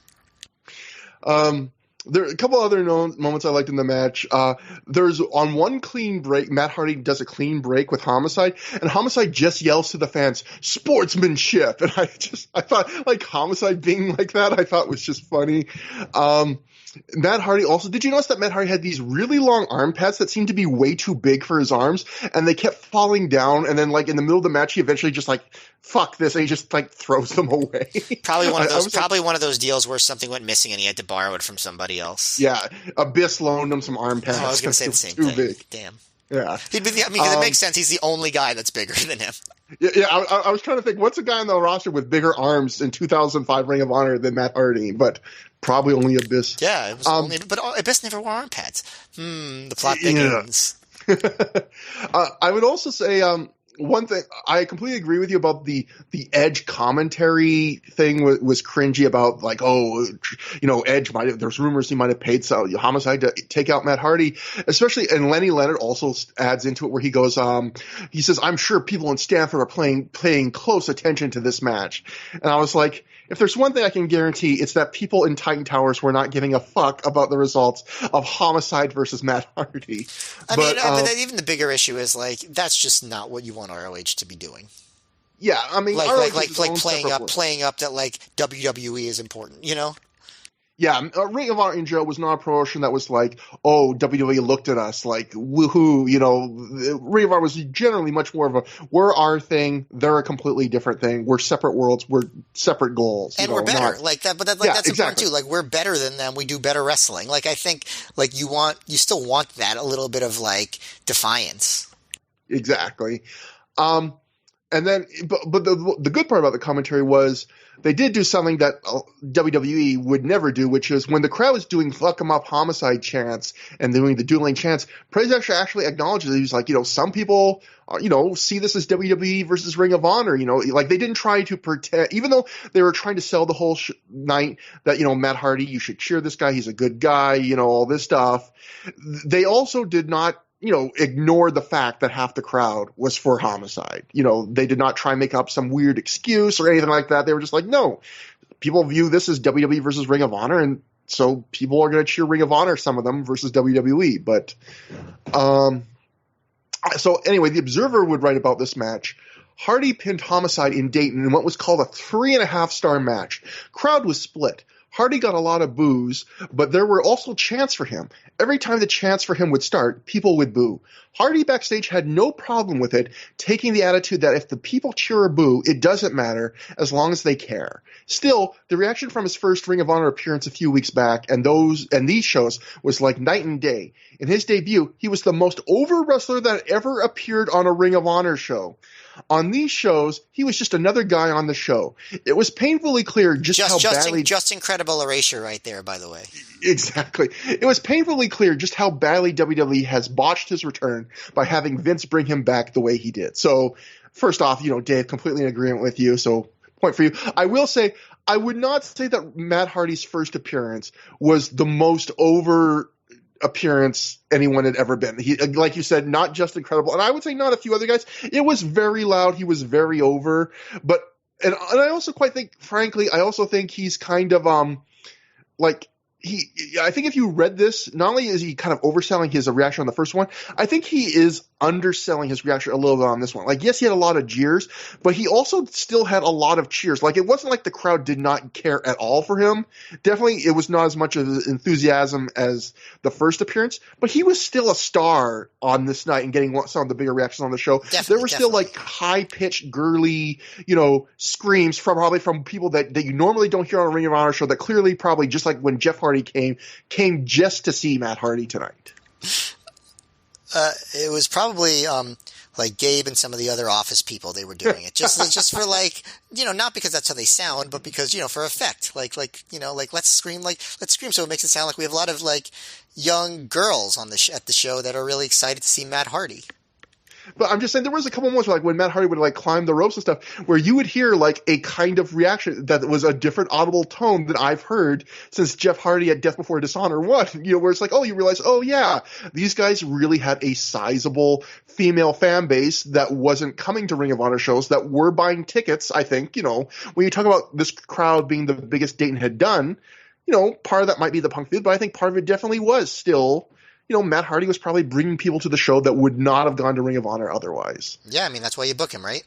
Exactly. And in fact, from the live notes we got sent by Ronnie LaFollette, he writes, Matt Hardy versus Homicide. While the match itself was okay, the whole Matt Hardy saga was the big story here. As you guys covered very well, I might add, that's his words, not mine. I'm not just patting ourselves on the back. In the Fate of an Angel episode, by this time, Matt had already come back to Raw, and everyone knew his situation was partially a work. The crowd turned on him pretty quickly. The irony of the whole crowd turns on Matt Hardy deal was the fact that this was the highest crowd that Ring of Honor ever drew in Dayton. By far, there were at least 30% more people here for this show than any other Dayton show I've ever attended, which is 9 shows in total. Before the show started, I saw Gabe and some of the ring crew bringing out more sets of wheeled bleachers because there were so many more people than they expected. Even though the CM Punk angle was still hot, and I think all Ring of Honor fans knew there would be a title change this night, I still believe that Matt Hardy was the reason the attendance was so high that night, because there were more women and children in the crowd than usual. So, yeah, again, just going, I do think you have to give him a credit for, you know, drawing a record house for them in the city. After the match, Matt celebrates on the outside with Jay Lethal, and he's receiving at this point, I would say, more boos than cheers. Next, we get a rare music video recapping the entire Summer of Punk storyline so far. So, you know, it's a big deal when, you know, Ring of Honor in this era went to the trouble of making it was nothing but just a set of highlights from the storyline set to a backing music track. But it was an effort that, you know, Ring of Honor usually didn't make at this point. So it was a nice touch. It was a very special occasion sort of thing. They did it for the Danielson and Homicide Best of 5 series, and they did it for the Punk Rave cage match, and I think that's about all they've done it for, right? Besides this, they only do it for 2005 Midwest Double Shots. Then that's right. We'll have to see what they do tomorrow night. And that brings us to that special match. That is the Ring of Honor World Title 4-way elimination match. James Gibson defeats Christopher Daniels, Samoa Joe, and CM Punk. He becomes the new Ring of Honor World Champion in 50 minutes, 35 seconds. Samoa Joe first eliminated Christopher Daniels in 41 minutes, 4 seconds when he made him, quote-unquote, pass out to the rear naked choke. What actually happened was Daniels was in the choke. He got his foot on the ropes after his arm was lifted and dropped twice by the ref. The ref did not see it. Punk shoves Daniels' foot off the ropes. His hand goes up a third time, falls a third time. He's eliminated in that sense. Punk then eliminated Samoa Joe via pinfall in 42 minutes, 7 seconds with a roll-up from behind. A roll-up. I don't know if it was behind. It was just a kind of a weird, crappy roll-up. And then finally, James Gibson eliminated CM Punk in 50 minutes, 35 seconds when he pinned him after he hit a top rope Tiger Driver. Matt, I mean, this is one of those matches where, like, it's almost like there's a separate quality conversation between, like, the match quality and just the event of the match. But I guess, what did you think about both? This is, again, we had just seen a 60-minute CM Punk match, you know, now we're seeing a 50-minute one, you know, and again, I guess it's important to remember, too, another long match in a very hot building. You know, this harkens back to the days of Crowning of Champions where they had fans pointed at the ring, not human fans, you know, keeping people cool fans. They didn't have that here, and they had to wrestle for 50 minutes. How'd you think they did, considering all of that? I mean, I don't know what you were going to think about this match, but it's better than I remembered. I'll say that. Like, I remember really looking forward to this on DVD, and I remember thinking it didn't totally live up to my expectations, and so my expectations were a little bit lower watching it now, and I thought it was great. Like, it wasn't perfect, and we'll get into some of the flaws, but just the way they told the story, the way the crowd went for the ride, the character work in the match, Punk in the match, I thought it was a fantastic culmination to this whole deal. Because the Summer of Punk angle, It's legendary. I don't think it was flawless by a long shot. There are things that I was like, oh, they should have done this differently. It would have been better if this. I think that this ending of it was pretty close to perfect. Like I know you said, like what happens in the match and the quality, can be almost separate, but I do think that they're extremely tied together. Like you'd look at the match completely differently if it wasn't the culmination of this whole storyline. So it's hard for me to separate the two. I will say the first thing that I was hoping when Gibson came out, I was like, please don't have the Confederate flag trunks. Please don't have the Confederate flag trunks. This is such an iconic moment. Please don't be wearing a Confederate flag during the iconic moment. And he was wearing the Confederate flag trunks. I was sad. Meanwhile, unlike the other shows like you mentioned, Punk definitely had a decently large contingent in the crowd yelling "Thank you, Punk" at him before the match started. And he doesn't really acknowledge it except once he says, "Go fuck yourselves." Yeah. But I liked even at the beginning, there was almost like a fight between the three baby faces because they really all wanted to start the match, and it took time for them to decide who would start, and Punk was just chilling on the turnbuckle when that happened, and I was just like, that's good stuff. And the only thing that I would say about it is if I were Punk, I just would have not started the match myself, make the other guys start it. But right as I type that, so it starts out as Joe against Punk, which the crowd obviously goes nuts about. Punk immediately tags out to James Gibson before he can even lock up with Joe, which again, really good stuff. And then when Joe is moving around to lock up with Gibson as Joe gets near Punk, Punk tags himself back in, which again, really good stuff. And there was even a "Punk's a genius" chant that popped up from a couple people at that point, which Punk was really playing his psychology really well here. I should mention Gabe is on commentary here with Prazak. And Gabe says that Punk is here because we were talking on the last show, there was really no hook to explain why Punk would come to this show, as opposed to the last couple where there was. Yeah. So Gabe says Punk is here because of his ego, because he wants to end his ROH career in Chicago, beating Colt Cabana, who he has a match scheduled with the night after. So that's the reason. And that's a good reason. I wish they had mentioned that on the last show. That's a good reason. Yeah, Punk should have done a promo about it. Yeah. But yeah, that is a good reason. But Gabe also mentions that if the match goes to a 60-minute draw, even if Punk is eliminated, he retains the title, which is an interesting stip. I mean, I guess it makes sense, but it kind of doesn't also at the same time. I don't know.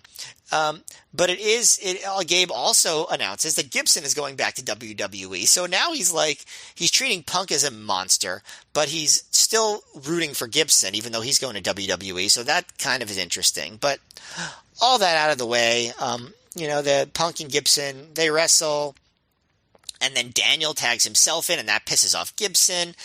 And then Punk and Daniels do a fast-paced wrestling sequence of reversals, and the crowd loves it.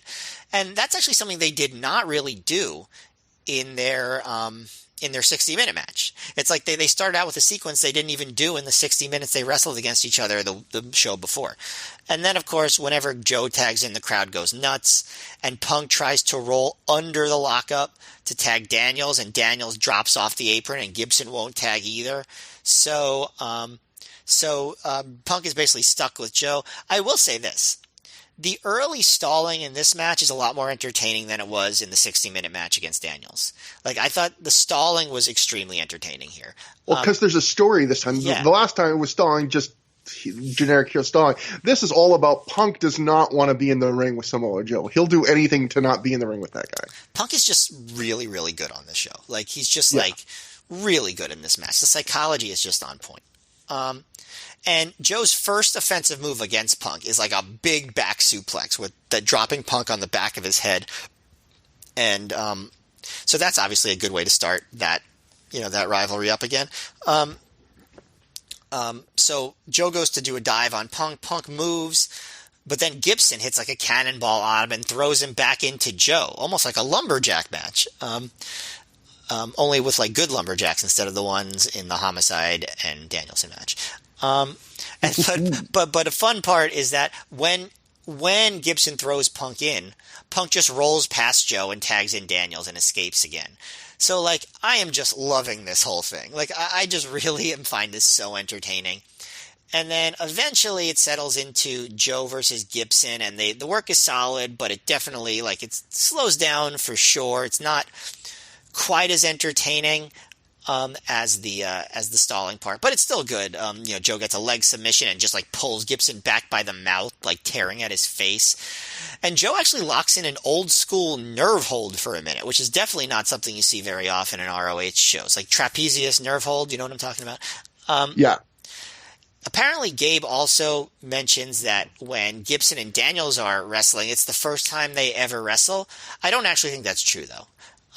I think they had wrestled at other points. But nevertheless, it's the baby faces working on each other. Punk's getting to rest for a little while on the apron.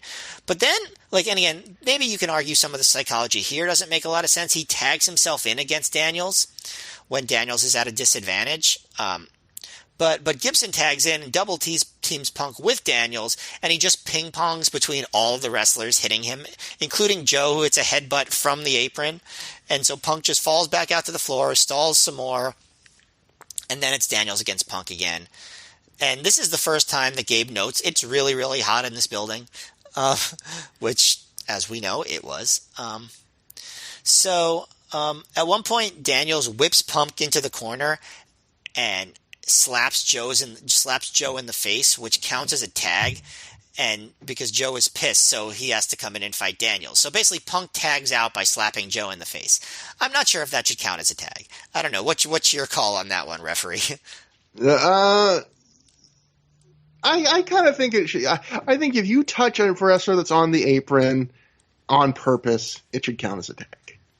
All right. You know what? If you want to punch a guy on the apron, you tag him, and that's the price you pay. All right, fair enough. I'll take it. And then, Punk tags himself back in again to work on Daniels. And he actually does some, like, Joe trademark moves against Daniels. Like, the combo where Joe chops a guy in the back, then kicks him in the front, and then drops a knee on him. So Punk does that. And it's like they're building to Joe finally getting his hands on Punk for real. But, like, they give it to you, but they don't fully give it to you. Punk does that rope submission where he's upside down, like, with Daniels in the ropes, and Joe takes that opportunity to hit a running boot to the upside down Punk, and the crowd goes nuts for that one. And Gibson once again plays the lumberjack. He throws Punk back in the ring. And then Punk puts Daniels in a bow and arrow. So, like, Punk is busting out stuff you just, like, never see from him in this match. But, Punk and Daniels, they're fighting for a while. And at one point, Punk brings Daniels outside, puts him in a chair to set him up for the old lay kick. And obviously, Joe is right there. So, like, that Joe is going to come and stop him from doing that. Right? Like, so it's actually good psychology because Punk obviously never intended to actually hit the move, right? He's just doing it to stall some more. Like, basically, Punk sets up Daniels in the chair and Joe just, like, saunters over and stands in front of Daniels. And Punk just responds by going back into the ring. So he's stalling, he's recharging. And remember, if the match goes 60, he's still the champion. So he has a lot of incentive to continue to stall for as much as possible. But Punk and Daniels are fighting each other for a long time, and Gabe says that neither man wants to tag out because of their egos. But Daniels has definitely tried to tag out. Punk just stops him. So that's not exactly true. And at one point, and then Daniels hits the STO. Both guys are down. And I think everyone in the crowd at this point were like, all right, we want someone else. So Daniels slowly crawls toward Joe and collapses and tags in Gibson, actually. And the crowd seems mildly disappointed that it's Gibson and not Joe. But Gibson is a house of fire, and he almost loses Punk on a backdrop, but he gets him over without anything bad happening. And one of the early near falls in the match, because there haven't been a lot in the early part, unlike in the Homicide match, Gibson gets one with a second rope leg drop. And then he drop kicks Punk onto Joe's side of the ring, and Joe grabs Punk, and Gibson charges. Punk moves. So Gibson inadvertently knocks Joe to the floor, and then advertently sends Punk to the floor and dives onto him. And then Daniels follows with an Arabian press onto the floor, onto both. And then Joe pops up, like super energetically. The crowd's going nuts because they know he's going to do a dive. And I think this is one of the best Samoa Joe topes ever. Like the way he just like hits all three of them perfectly and they all fall down perfectly. He hits Punk, Daniels, and Gibson. I don't know if you thought that tope was as beautiful as I did, but I thought it was phenomenal. I do, and I'll go one further. I think that's also one of the better camera shots Ring of Honor we've ever seen, because the camera is like basically right behind the wrestlers, like in the rampway or whatever. It's like it looks like Joe's like flying directly at you, like in the center of your screen. And so for him to hit it that well, and also for the camera to have like that head-on view, it was like I was just like, I don't say this that often, but I was like, not only was that cool spot, I was like, that's a really cool camera shot, which I don't say that often in Ring of Honor. Yeah, I totally agree with that. It was a really cool camera spot. Like just like that's like an iconic shot for ROH, yeah. Especially with all the people involved. So now we get to the interesting part of the match. Like the early part of the match was all set up. So now Joe is with Gibson and he sends Gibson into the ring post. Like so, he's like, leaning over the turnbuckle, the middle turnbuckle, with his head like out by the side of the ring post. And Punk takes the opportunity to just grab a chair and just waffle Gibson in the head. And no one in the crowd saw that coming, and it wasn't really teased. So the crowd like oohed at that one. And everyone starts going to check on Gibson, and Gibson is bleeding like crazy. And Gabe says he thinks there's a concussion. And a bunch of refs are out, and they slowly carry Gibson to the back. Obviously, we know what's being set up here, but it still doesn't make it any less dramatic. And finally, we have Joe and Punk in the ring going toe-to-toe, trading strikes. And I will say this, even though the crowd was very, very, very anxious to see Joe and Punk battle, I do think that the Gibson stuff maybe took a little bit of heat off of Joe and Punk because the heat is now with Gibson. But it was still pretty good. They're exchanging kicks, and Joe's are definitely more impressive than Punk's. Punk, I guess, had not really stepped up his kick game yet. He has to wait till he goes to ECW for that one, I guess. But, they really waited till the 30-minute mark to do that Gibson angle, which I thought was pretty good restraint. You could maybe argue that it was a little bit too long. Maybe the Daniels-Punk section went on a little bit longer than it needed to. But I do think the fact that the match was on for a while before they went there did build the drama a little bit. And Gabe pretty quickly on commentary says he hears that Gibson suffered a concussion. He's going to go to the hospital across the street. And meanwhile, Punk is in the ring, hits a Pepsi twist and a moonsault for 2. Now, I did see a recent interview with CM Punk where he said his moonsault sucked. I'm not going to say that because, CM Punk is a person with feelings. But, you could, whatever Punk says, right? He does a moonsault for 2. And then Daniels comes in, he gets a bunch of 2 counts, Death Valley Driver. Punk moves out of the way of the best moonsault ever. Daniels lands on his feet, hits the Welcome to Chicago backbreaker for 2. Daniels then eventually comes back. He hits the best moonsault ever, and the crowd pops big at the kick out, which I'm definitely surprised that they thought that Punk was going to be eliminated before the other 2. But I guess, there is precedent for that with the whole Mike Awesome, Taz, Masato Tanaka, ECW thing. So yeah, I was going to say that's all Paul Heyman trick, isn't it? Which is you eliminate the champ first so everyone knows for sure they're getting a new champ. Yeah, that's a good point. You're right. But when Joe actually gets the powerbomb for 2 on Daniels and goes into the STF, the crowd chants, "Please don't tap." So I was surprised by how into Daniels the crowd was at this point. And then, Joe does the thing where he turns the STF into the crossface. Daniels makes the bottom rope. They exchange a few more things. Daniels gets into the Koji clutch and Joe starts to fade, but he fights to the ropes. Meanwhile, Punk is on the floor like gasping this whole time. And Dave Prazak says that Punk has had 3 hungry men going after him this whole time. And I was like, 3 hungry men. Isn't that the name of a classic Henry Fonda movie? 3 hungry men, that's when I'm eating for dinner. No. What? Not even one. Like like the Hungry frozen, Man. like the frozen dinners. Or Yeah. what were you thinking? You get your mind out of the bedroom, Matt Feuerstein. No, I thought you were just literally a cannibal. But that's what I was thinking. No, Three Hungry Men. Classic courtroom drama about what a jury's trying to decide what they're going to eat. Daniels then goes for the bridging O'Connor roll. Joe grabs him, turns it into the choke. Another please don't tap chant, although a few people are chanting tap at the same time. And Daniels gets his foot on the rope while the ref is lifting his hand, but Punk pushes Daniels' foot off the rope, and Daniels' arm drops and he's eliminated. So that was another clever, Punk's an asshole. He has his hand in every pot, and he gets Daniels eliminated by cheating, and that's fun. Huge bullshit chant, but now it's down to Joe and Punk one-on-one. But we don't really get it, because Punk bites Joe's head, but Daniels pops up and punches Punk. He goes for an enziguri, but Punk moves. Daniel enziguris Joe. Punk low blows Daniels, rolls up Joe, and pins him. Definitely a clever sequence. I would have liked to see more Joe versus Punk. I also, you could argue that maybe it doesn't make sense that Joe gets pinned after just an enziguri and a roll-up. But Punk, he has been pinned by roll-ups that are surprises before, so it does fit with that. But it is interesting that they never really delivered a big-time Joe vs. Punk sequence. I will say this, though, just spoiler for my overall thoughts, I didn't really mind.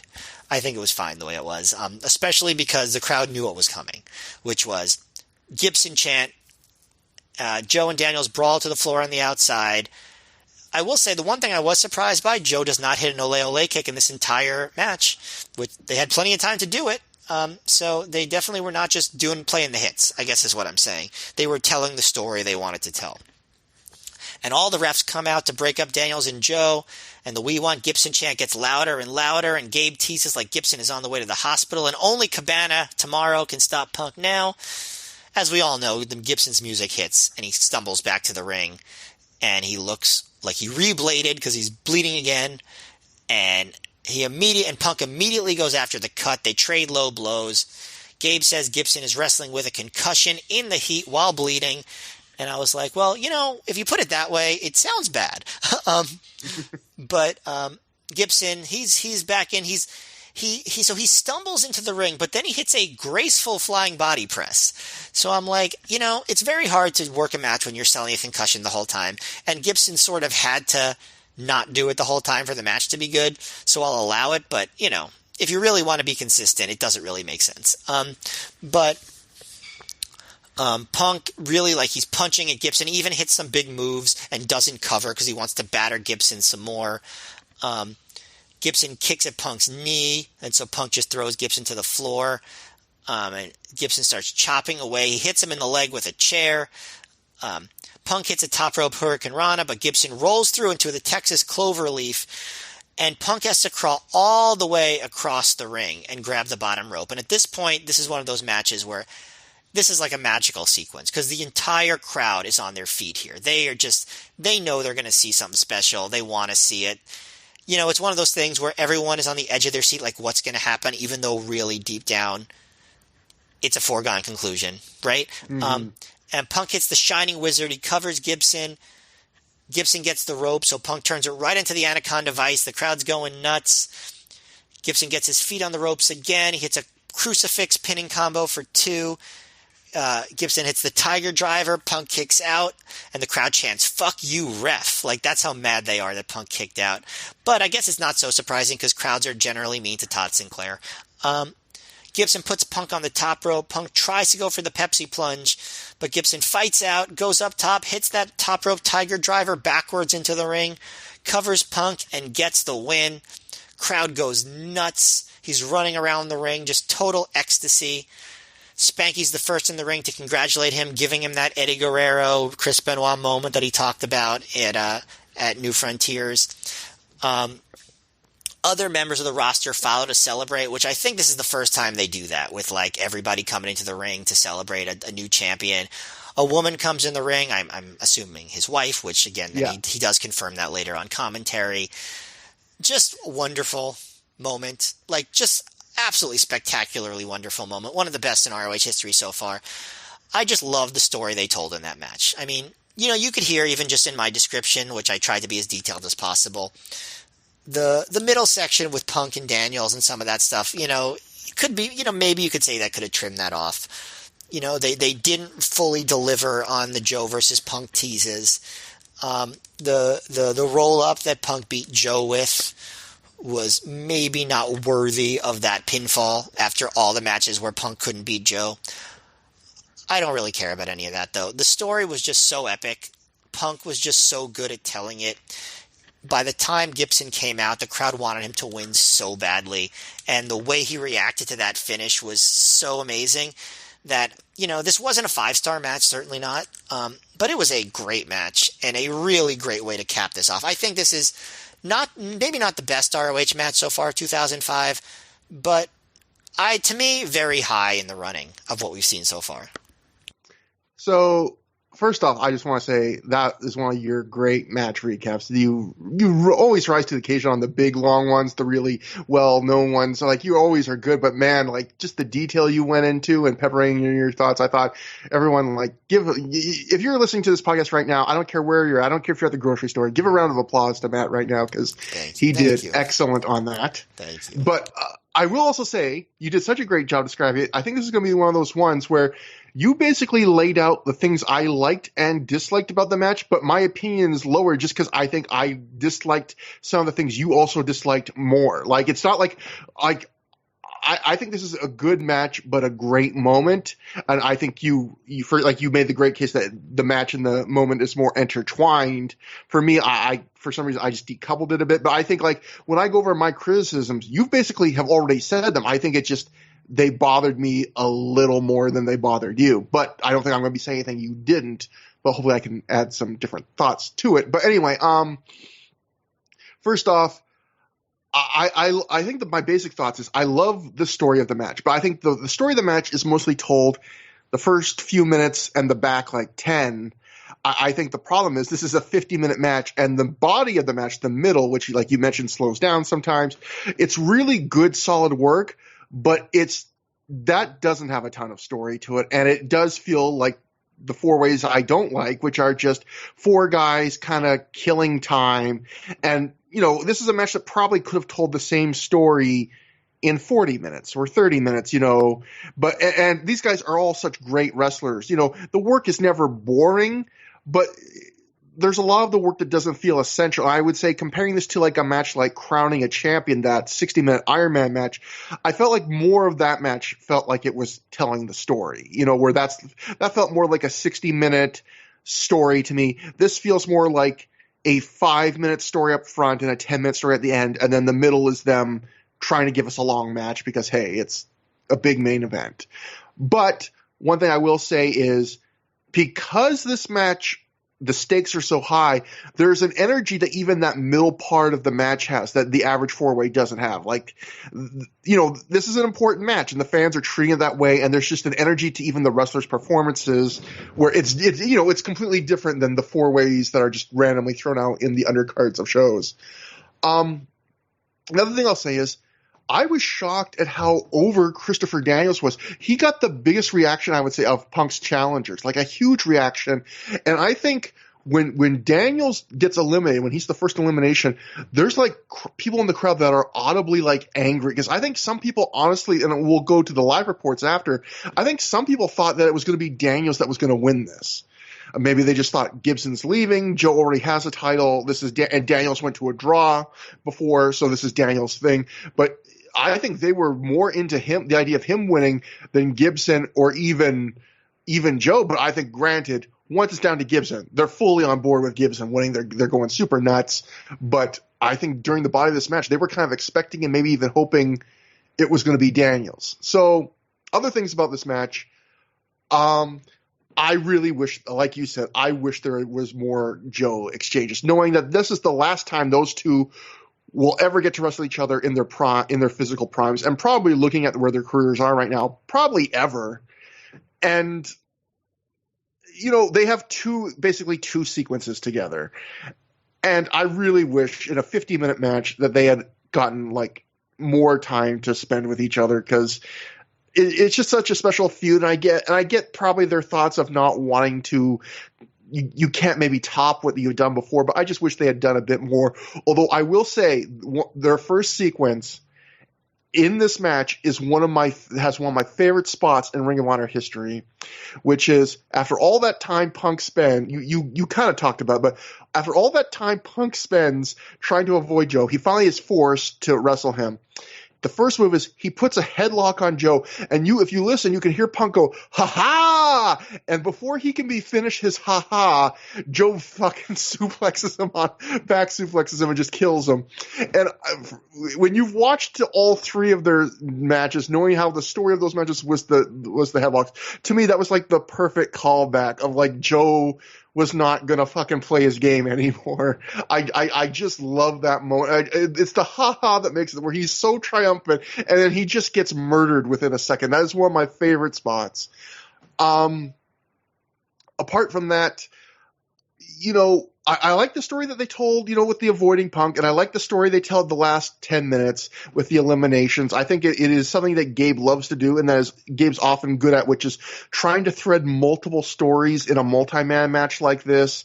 He tried to give Joe and Daniels both valid reasons to get eliminated, so that even though they didn't successfully defeat Punk, they have reasons, and he tries to use it to set up a feud between them organically, which I think he did a good job.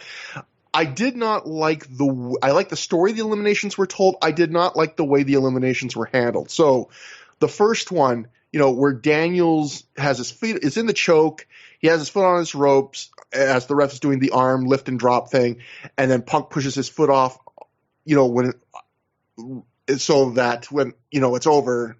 So, the ref doesn't catch it. Here's the problem with that. The ref not once, and I went back and looked, Todd Sinclair's the ref for this. He has his back to the ropes. He does not once, before, during, or after the moment Punk pushes Daniel's foot off the ropes, check ever to see if Daniel's foot is on the ropes in the first place. And I realized the timing on that, you'd have to really work it out or have some kind of signal, because you can't have him look at right when Punk is doing it. But the fact that, it's like, oh, Punk is so dastardly for pushing Daniel's foot off the ropes. But it's like Todd Sinclair wouldn't have noticed even if he hadn't, because he never looks at the ropes. So that bothered me a little bit. And then the Joe elimination, like you said, I like the roll-up finish in a sense, because it plays off the classic Joe storyline of Joe's weakness is roll-ups, and we've seen him lose to roll-ups a couple times in his Ring of Honor career. But what I didn't like is, one, the roll-up that Punk uses is a really ugly, not really tight-looking roll-up, and two, like you said, Daniels enziguring Joe. Joe is such a legend in Ring of Honor, such a tough guy. The idea that all that takes to beat him is an enziguri and a really weak roll-up, even though roll-ups is his weakness, I was a little iffy on that, like you, where I was like, I like the roll-up idea. I don't like how they kind of pulled it off. Gibson stuff at the end is great. I get what you're saying about how, he's kind of in a difficult situation where he can't sell. To make the match super exciting, you kind of have to go for it, but, he's also trying to sell a concussion, which he kind of has to kind of ignore. I would have thought it would have been funny, and this is obviously a joke, but seeing as how the hospital for Dayton, as we mentioned earlier, is famously across the street, if rather than Gibson coming there oh, he neglected going to the hospital, I would have liked if he had come out and been like, no, I got my full checkup already. Look, I got a prescription, I'm all good, everybody. I went we're that close, but instead, they do the match. Great pop at the end. I'll go into the reaction afterwards. But, yeah, I thought it's a good match. It's great moments. I thought it was just too much of the middle was just kind of generic, solid wrestling that wasn't telling the story. But the end, the start, the moments that come afterwards are so great. I love all that. A couple other things, and I agree with you about how perfectly they told the story. And I also think we should give a shout-out to not just how the storyline was booked perfectly, but how the placement of this show and the results were booked perfectly, because Dayton is where I think Gibson's first match in Ring of Honor was, and it was where he got that natural standing ovation, which they tried to like artificially recreate a few times, but that was the one where the crowd gave him a standing ovation after the match organically, and he got kind of a little bit choked up and everything. And so to give him the world title back in Dayton, I think is a great touch. And it works out perfectly because the next night, they normally would do at this point double shots, Dayton and Chicago, and the next night being Chicago for Punk's farewell. It works out perfectly for both of them. And I love that the title changes on the first half of a double shot, and then Punk leaves on the second. Because for some reason, I just feel like you don't want to leave a lot of time between the title change and Punk leaving. But at the same time, I love that by having it on a double shot this way, this night could be all about Gibson, and the next night's all about Punk. Like, if you tried to do it all in one night, the title change and the goodbye, I feel like whoever won the title would get overshadowed. This way, you kind of get to have your cake and eat it too, which I thought. So the booking of these two shows, in that sense, I think works great. Looking at my notes, I just have a couple other things. I thought one thing that was funny was you mentioned when Joe put on the nerve hold. Well, it was kind of weird to see him do that. When Joe puts on the nerve hold on Gibson, one fan boos, and you can see Joe turn to face that fan, and Joe mouths the word "boo." Like, he's kind of like, why would you boo that? And then Joe changes the submission immediately. So it was almost like Joe's feelings got hurt by the one fan booing that he put on a nerve hold. I thought it was also interesting, like you were saying, that they early on really they kept harping on the idea that if this match goes 60, even if Punk's already been eliminated, if there isn't a complete winner by 60 minutes, the title retains to Punk.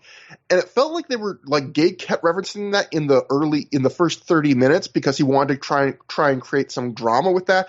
But it felt like as the match got more exciting in the final 20, he kind of just mentioned it less and less.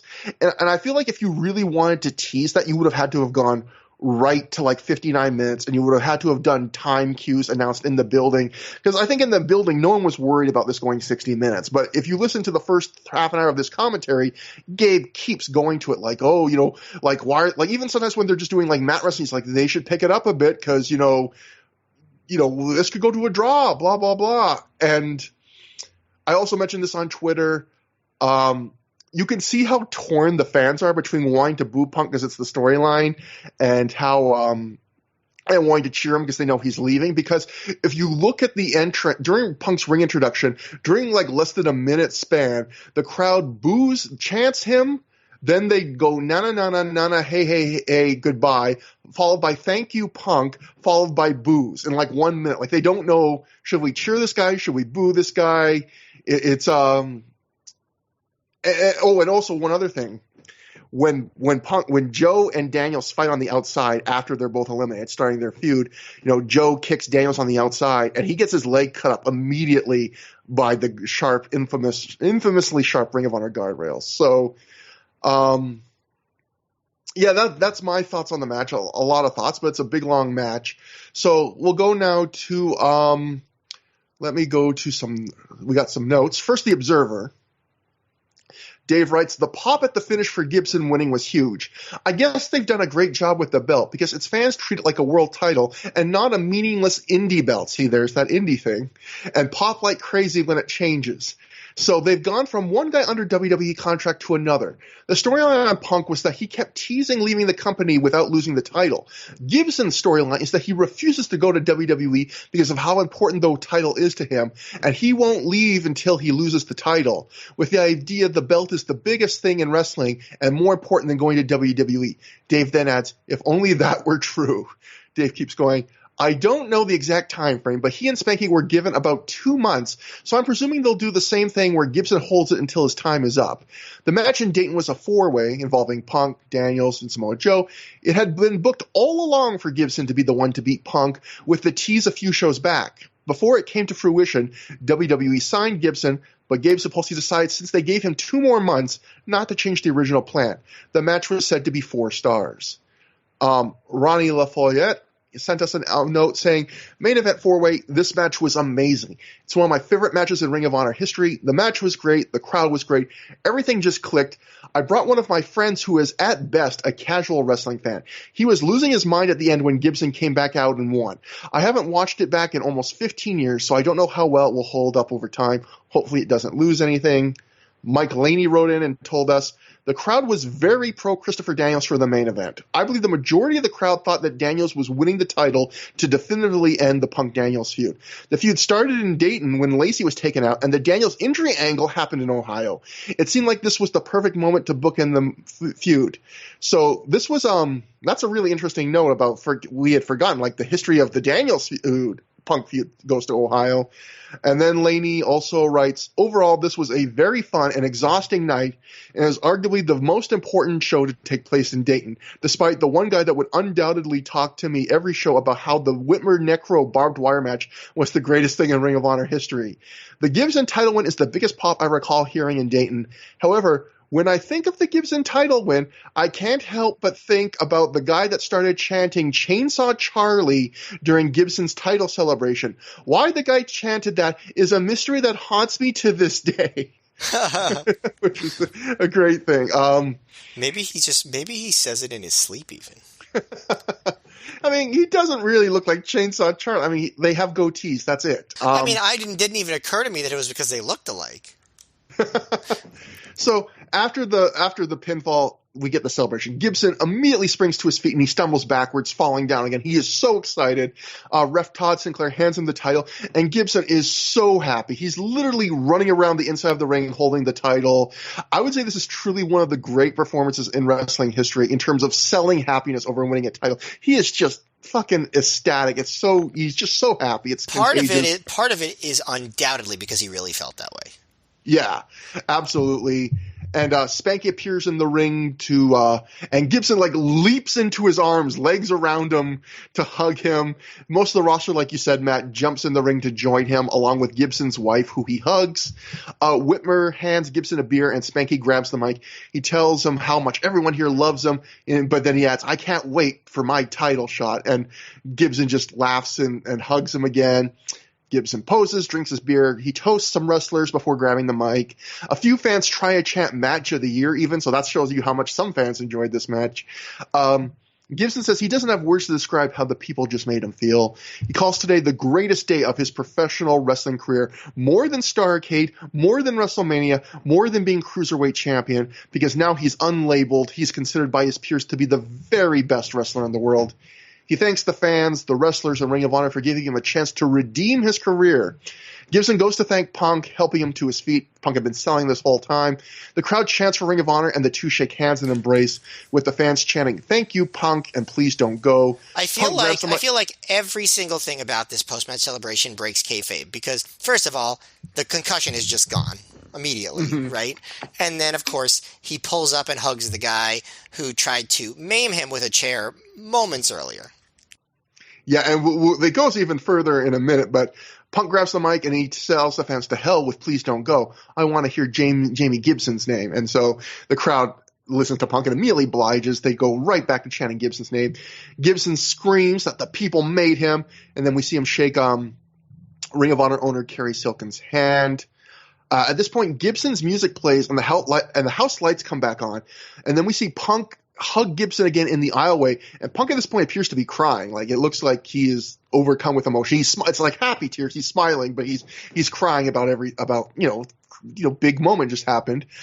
We see Gabe Sapolsky, the booker of Ring of Honor, has been standing at the entranceway probably the whole time, watching from the curtain.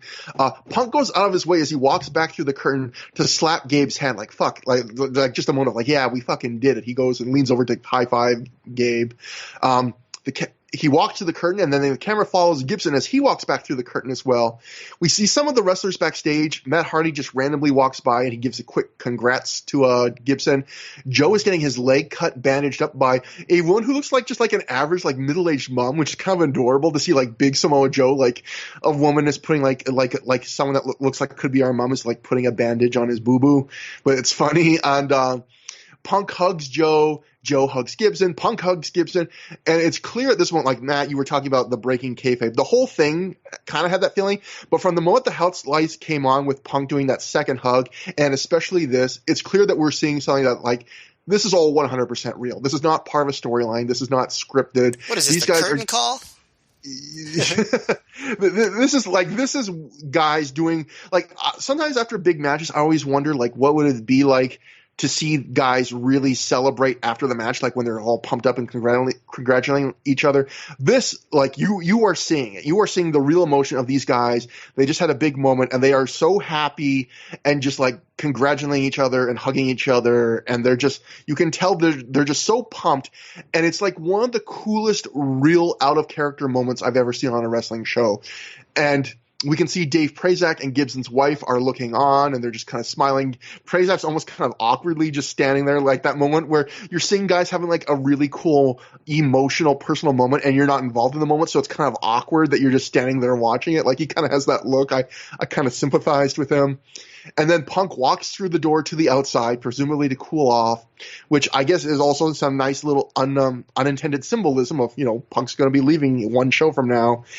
And that's the end of the show. So what I will say about this whole last part, Matt, I want your thoughts, but I will say this is one of my favorite. This is one of the most heartwarming moments in Ring of Honor history. I'm a big proponent of, or a defender of, I feel a lot of times in modern wrestling, they don't dwell enough on the big wins and the title changes, because I think part of it makes it seem like a bigger deal, but more than that, I think part of the fun of a big babyface like title win or just win period is the celebration. Like, you've been cheering this guy on for so long, you want to celebrate with them, you want to revel in it with them. Like, I remember a few years ago, my dad passed away in recent years, and one of the things I tried to do to get closer with him in the final years was I would watch baseball with him. He was a big Washington Nationals fan, so whenever I could, I'd watch a game with him. And I wasn't a huge baseball fan, but I became somewhat of a baseball fan. And the one year in his final years when the Nationals made the playoffs, they spent like an hour just showing afterwards them in the locker room doing interviews, showering each other with booze, all sorts of stuff. And it was me and my dad probably had more fun watching that than a lot of the games. It was just this feeling of like, we've all been on this journey together. We earned it, and we could finally just like be happy, for once you don't have to worry, is this guy about to win, about to lose? And I think this show, more than most shows in wrestling history, with his wife, with just, there's so many genuine, like, fond feelings that are just radiating through the screen. And then I can see a few stick in the mud saying that, okay, all the stuff when the house lights come on, especially, it's breaking character because, all of a sudden Punk is just a nice guy, and all of a sudden everyone's hugging each other. And backstage, Joe should be mad, he just lost the match and all that stuff, and they're hugging and stuff. You know what? Sometimes there are moments that are so cool and so real and so big, it's worth forgetting about kayfabe for a second in the right context. And I think this show, like, I wouldn't change how they did this for the world. I love it all, every bit of it I described, from, Punk high-fiving Gabe, to the hugs, to the celebration, to everything. I think fans, especially Ring of Honor fans, can separate what was the storyline from what was reality. And to me, I think the moment Punk, the ref hit 3 and Punk lost the title, in my opinion, the storyline is over at that point. Everything else that we see for this show and the next show is like a victory lap, and it's clearly out of storyline. And I think it's just some of the best. To me, this is just like some of my favorite Ring of Honor stuff, this celebration. Yeah, it was cool. I mean, I don't think it had the emotional effect on me the way it did on you, but I definitely agree that there was nothing wrong with it at all. Like, I think when you do worked shoot stuff, like, that's bad, like when you're trying to, like, trick people and, like, sell something. But when you're just, like, letting a real moment play out because it's real and emotional, like, yeah, I don't know how could, I mean, you'd have to be a pretty heartless bastard to be like, yeah, they shouldn't have done that. They should have kept up kayfabe. Like, come on. Like, no, it definitely made the whole thing better. And then Dave adds one last thing on the Observer.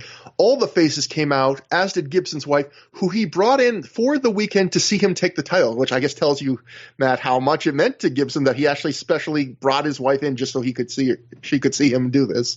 Gibson said this was the biggest win of his career. He said it was more important than wrestling at WrestleMania or winning the WWE Cruiserweight title. He said the Ring of Honor locker room is the best one he's ever been in, and thanked Ring of Honor for giving him a shot to remake his name. Well, he's now screwed once he goes to WWE again. That's what Dave writes at the end. So that is the end of the show, Matt. Was Dave wrong about that? No. But I mean, that is one of the funny things is, it's something that happened twice on the show where you got, Matt Hardy going like, I don't want to wrestle with these 300-pound slugs like Gene Snitsky. Well, you just re-signed with WWE. So guess what you're going to eventually be doing? And likewise, we got Gibson, and he's talking about how, Ring of Honor, this is the best time of my career. This means more than anything I've ever done. But we know he's going back to WWE. And I want to make clear, I don't blame either guy for going back to WWE. Clearly, I mean, the money is just so much different and all. Go on. And for the record, the reason Matt Hardy brought up Gene Snitsky is because he had just wrestled him on TV. Yeah. So I had forgotten that. So yeah, I thought he was going to do it in the future. No, he already had. But the point is, like, all that's like, I do not blame those guys at all for going back to WWE, but it is kind of weird that we have like two of the biggest names on the show.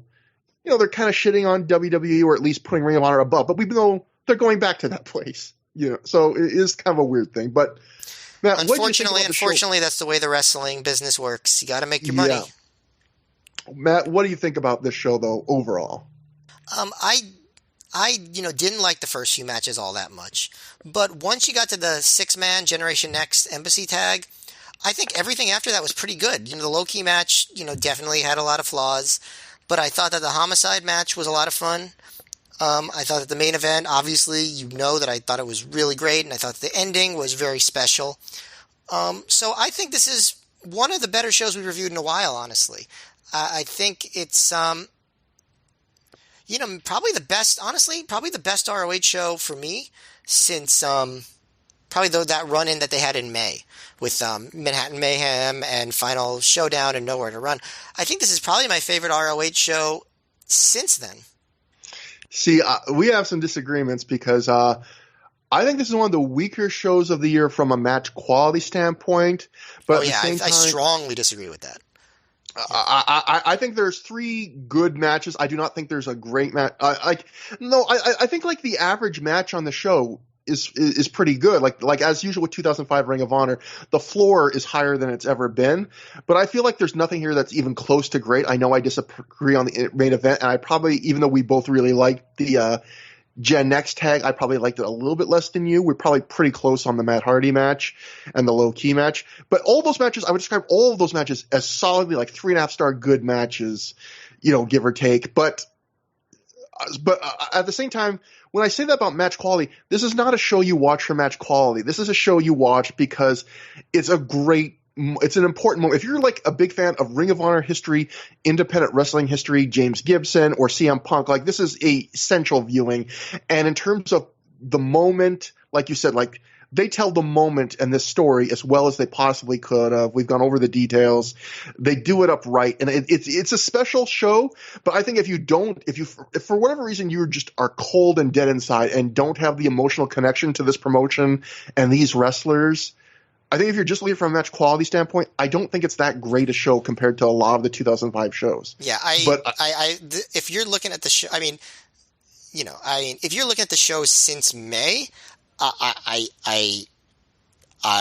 definitely think you're wrong. Like, I think the match quality is I can't think of shows since May where the match quality was particularly higher than this, honestly. Like, even if you don't think that those matches are so great, like, what show did have a bunch of great matches in June and July? I know I liked, for example, this is always going to be the outlier, like Escape from New York. I thought there's a great match there with Colt Cabana and Nigel McGuinness, which I'll always make clear, no one else in the world makes clear that. In fact, one of my followers on Twitter, Matt, to show you how people are razzing me over that, said to me the other day, if you retweet this, I'll give Nigel McGuinness and Colt Cabana 4 stars. People are making fun of me for that, Matt, now. All right. Yeah, well, it's funny because even the people who love that show, which there are people who love Escape from New York, that's not typically the match that they cite. I know, but I'm saying, to me, I can only go by my opinions, Matt. But I think we agree on more than we don't, but we just kind of, we come to different conclusions, which is why, Matt, we have a podcast. But that's right. That brings us to the end of the show. So if you want to get to know us on Twitter, at Trevor Dame, at Mayor MGF, ThROH The Years, at gmail.com, THROH. So if you've heard us reference a couple of our emailers that did a great job today, if you have any interesting live thoughts or notes, you could be mentioned on the show numerous times too, and I will usually get your name right. Only occasionally get it wrong. We have a thread on the Pro Wrestling Only Plugs forum. Again, don't forget, we did a 2-hour show with Alan Cunahan on the Pro Wrestling Torch. So if you have $10 in your pocket, want to hear some more great wrestling podcasts, and you are burning, if this is not enough Matt and Trevor talking CM Punk for you, there is literally more out there for you that you could listen to right now.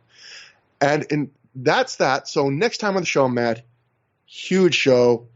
The end of the summer of Punk. We are covering the show that CM Punk just went extensively into on a national TV show, AEW. We will talk about the night CM Punk broke down that he considered leaving wrestling. We will talk about the last major show CM Punk ever worked for Ring of Honor, although technically, in a weird thing, it is not his last Ring of Honor show ever. We will talk about the night Punk wrestled Colt Cabana, his good former friend. We will talk about Matt Hardy getting booed even harder than he was tonight. We will talk about Punk, the final chapter. That will be the show we are covering next time. It all comes to an end next time on Through the Years. So until then, until next time, have a good time. Have a great time.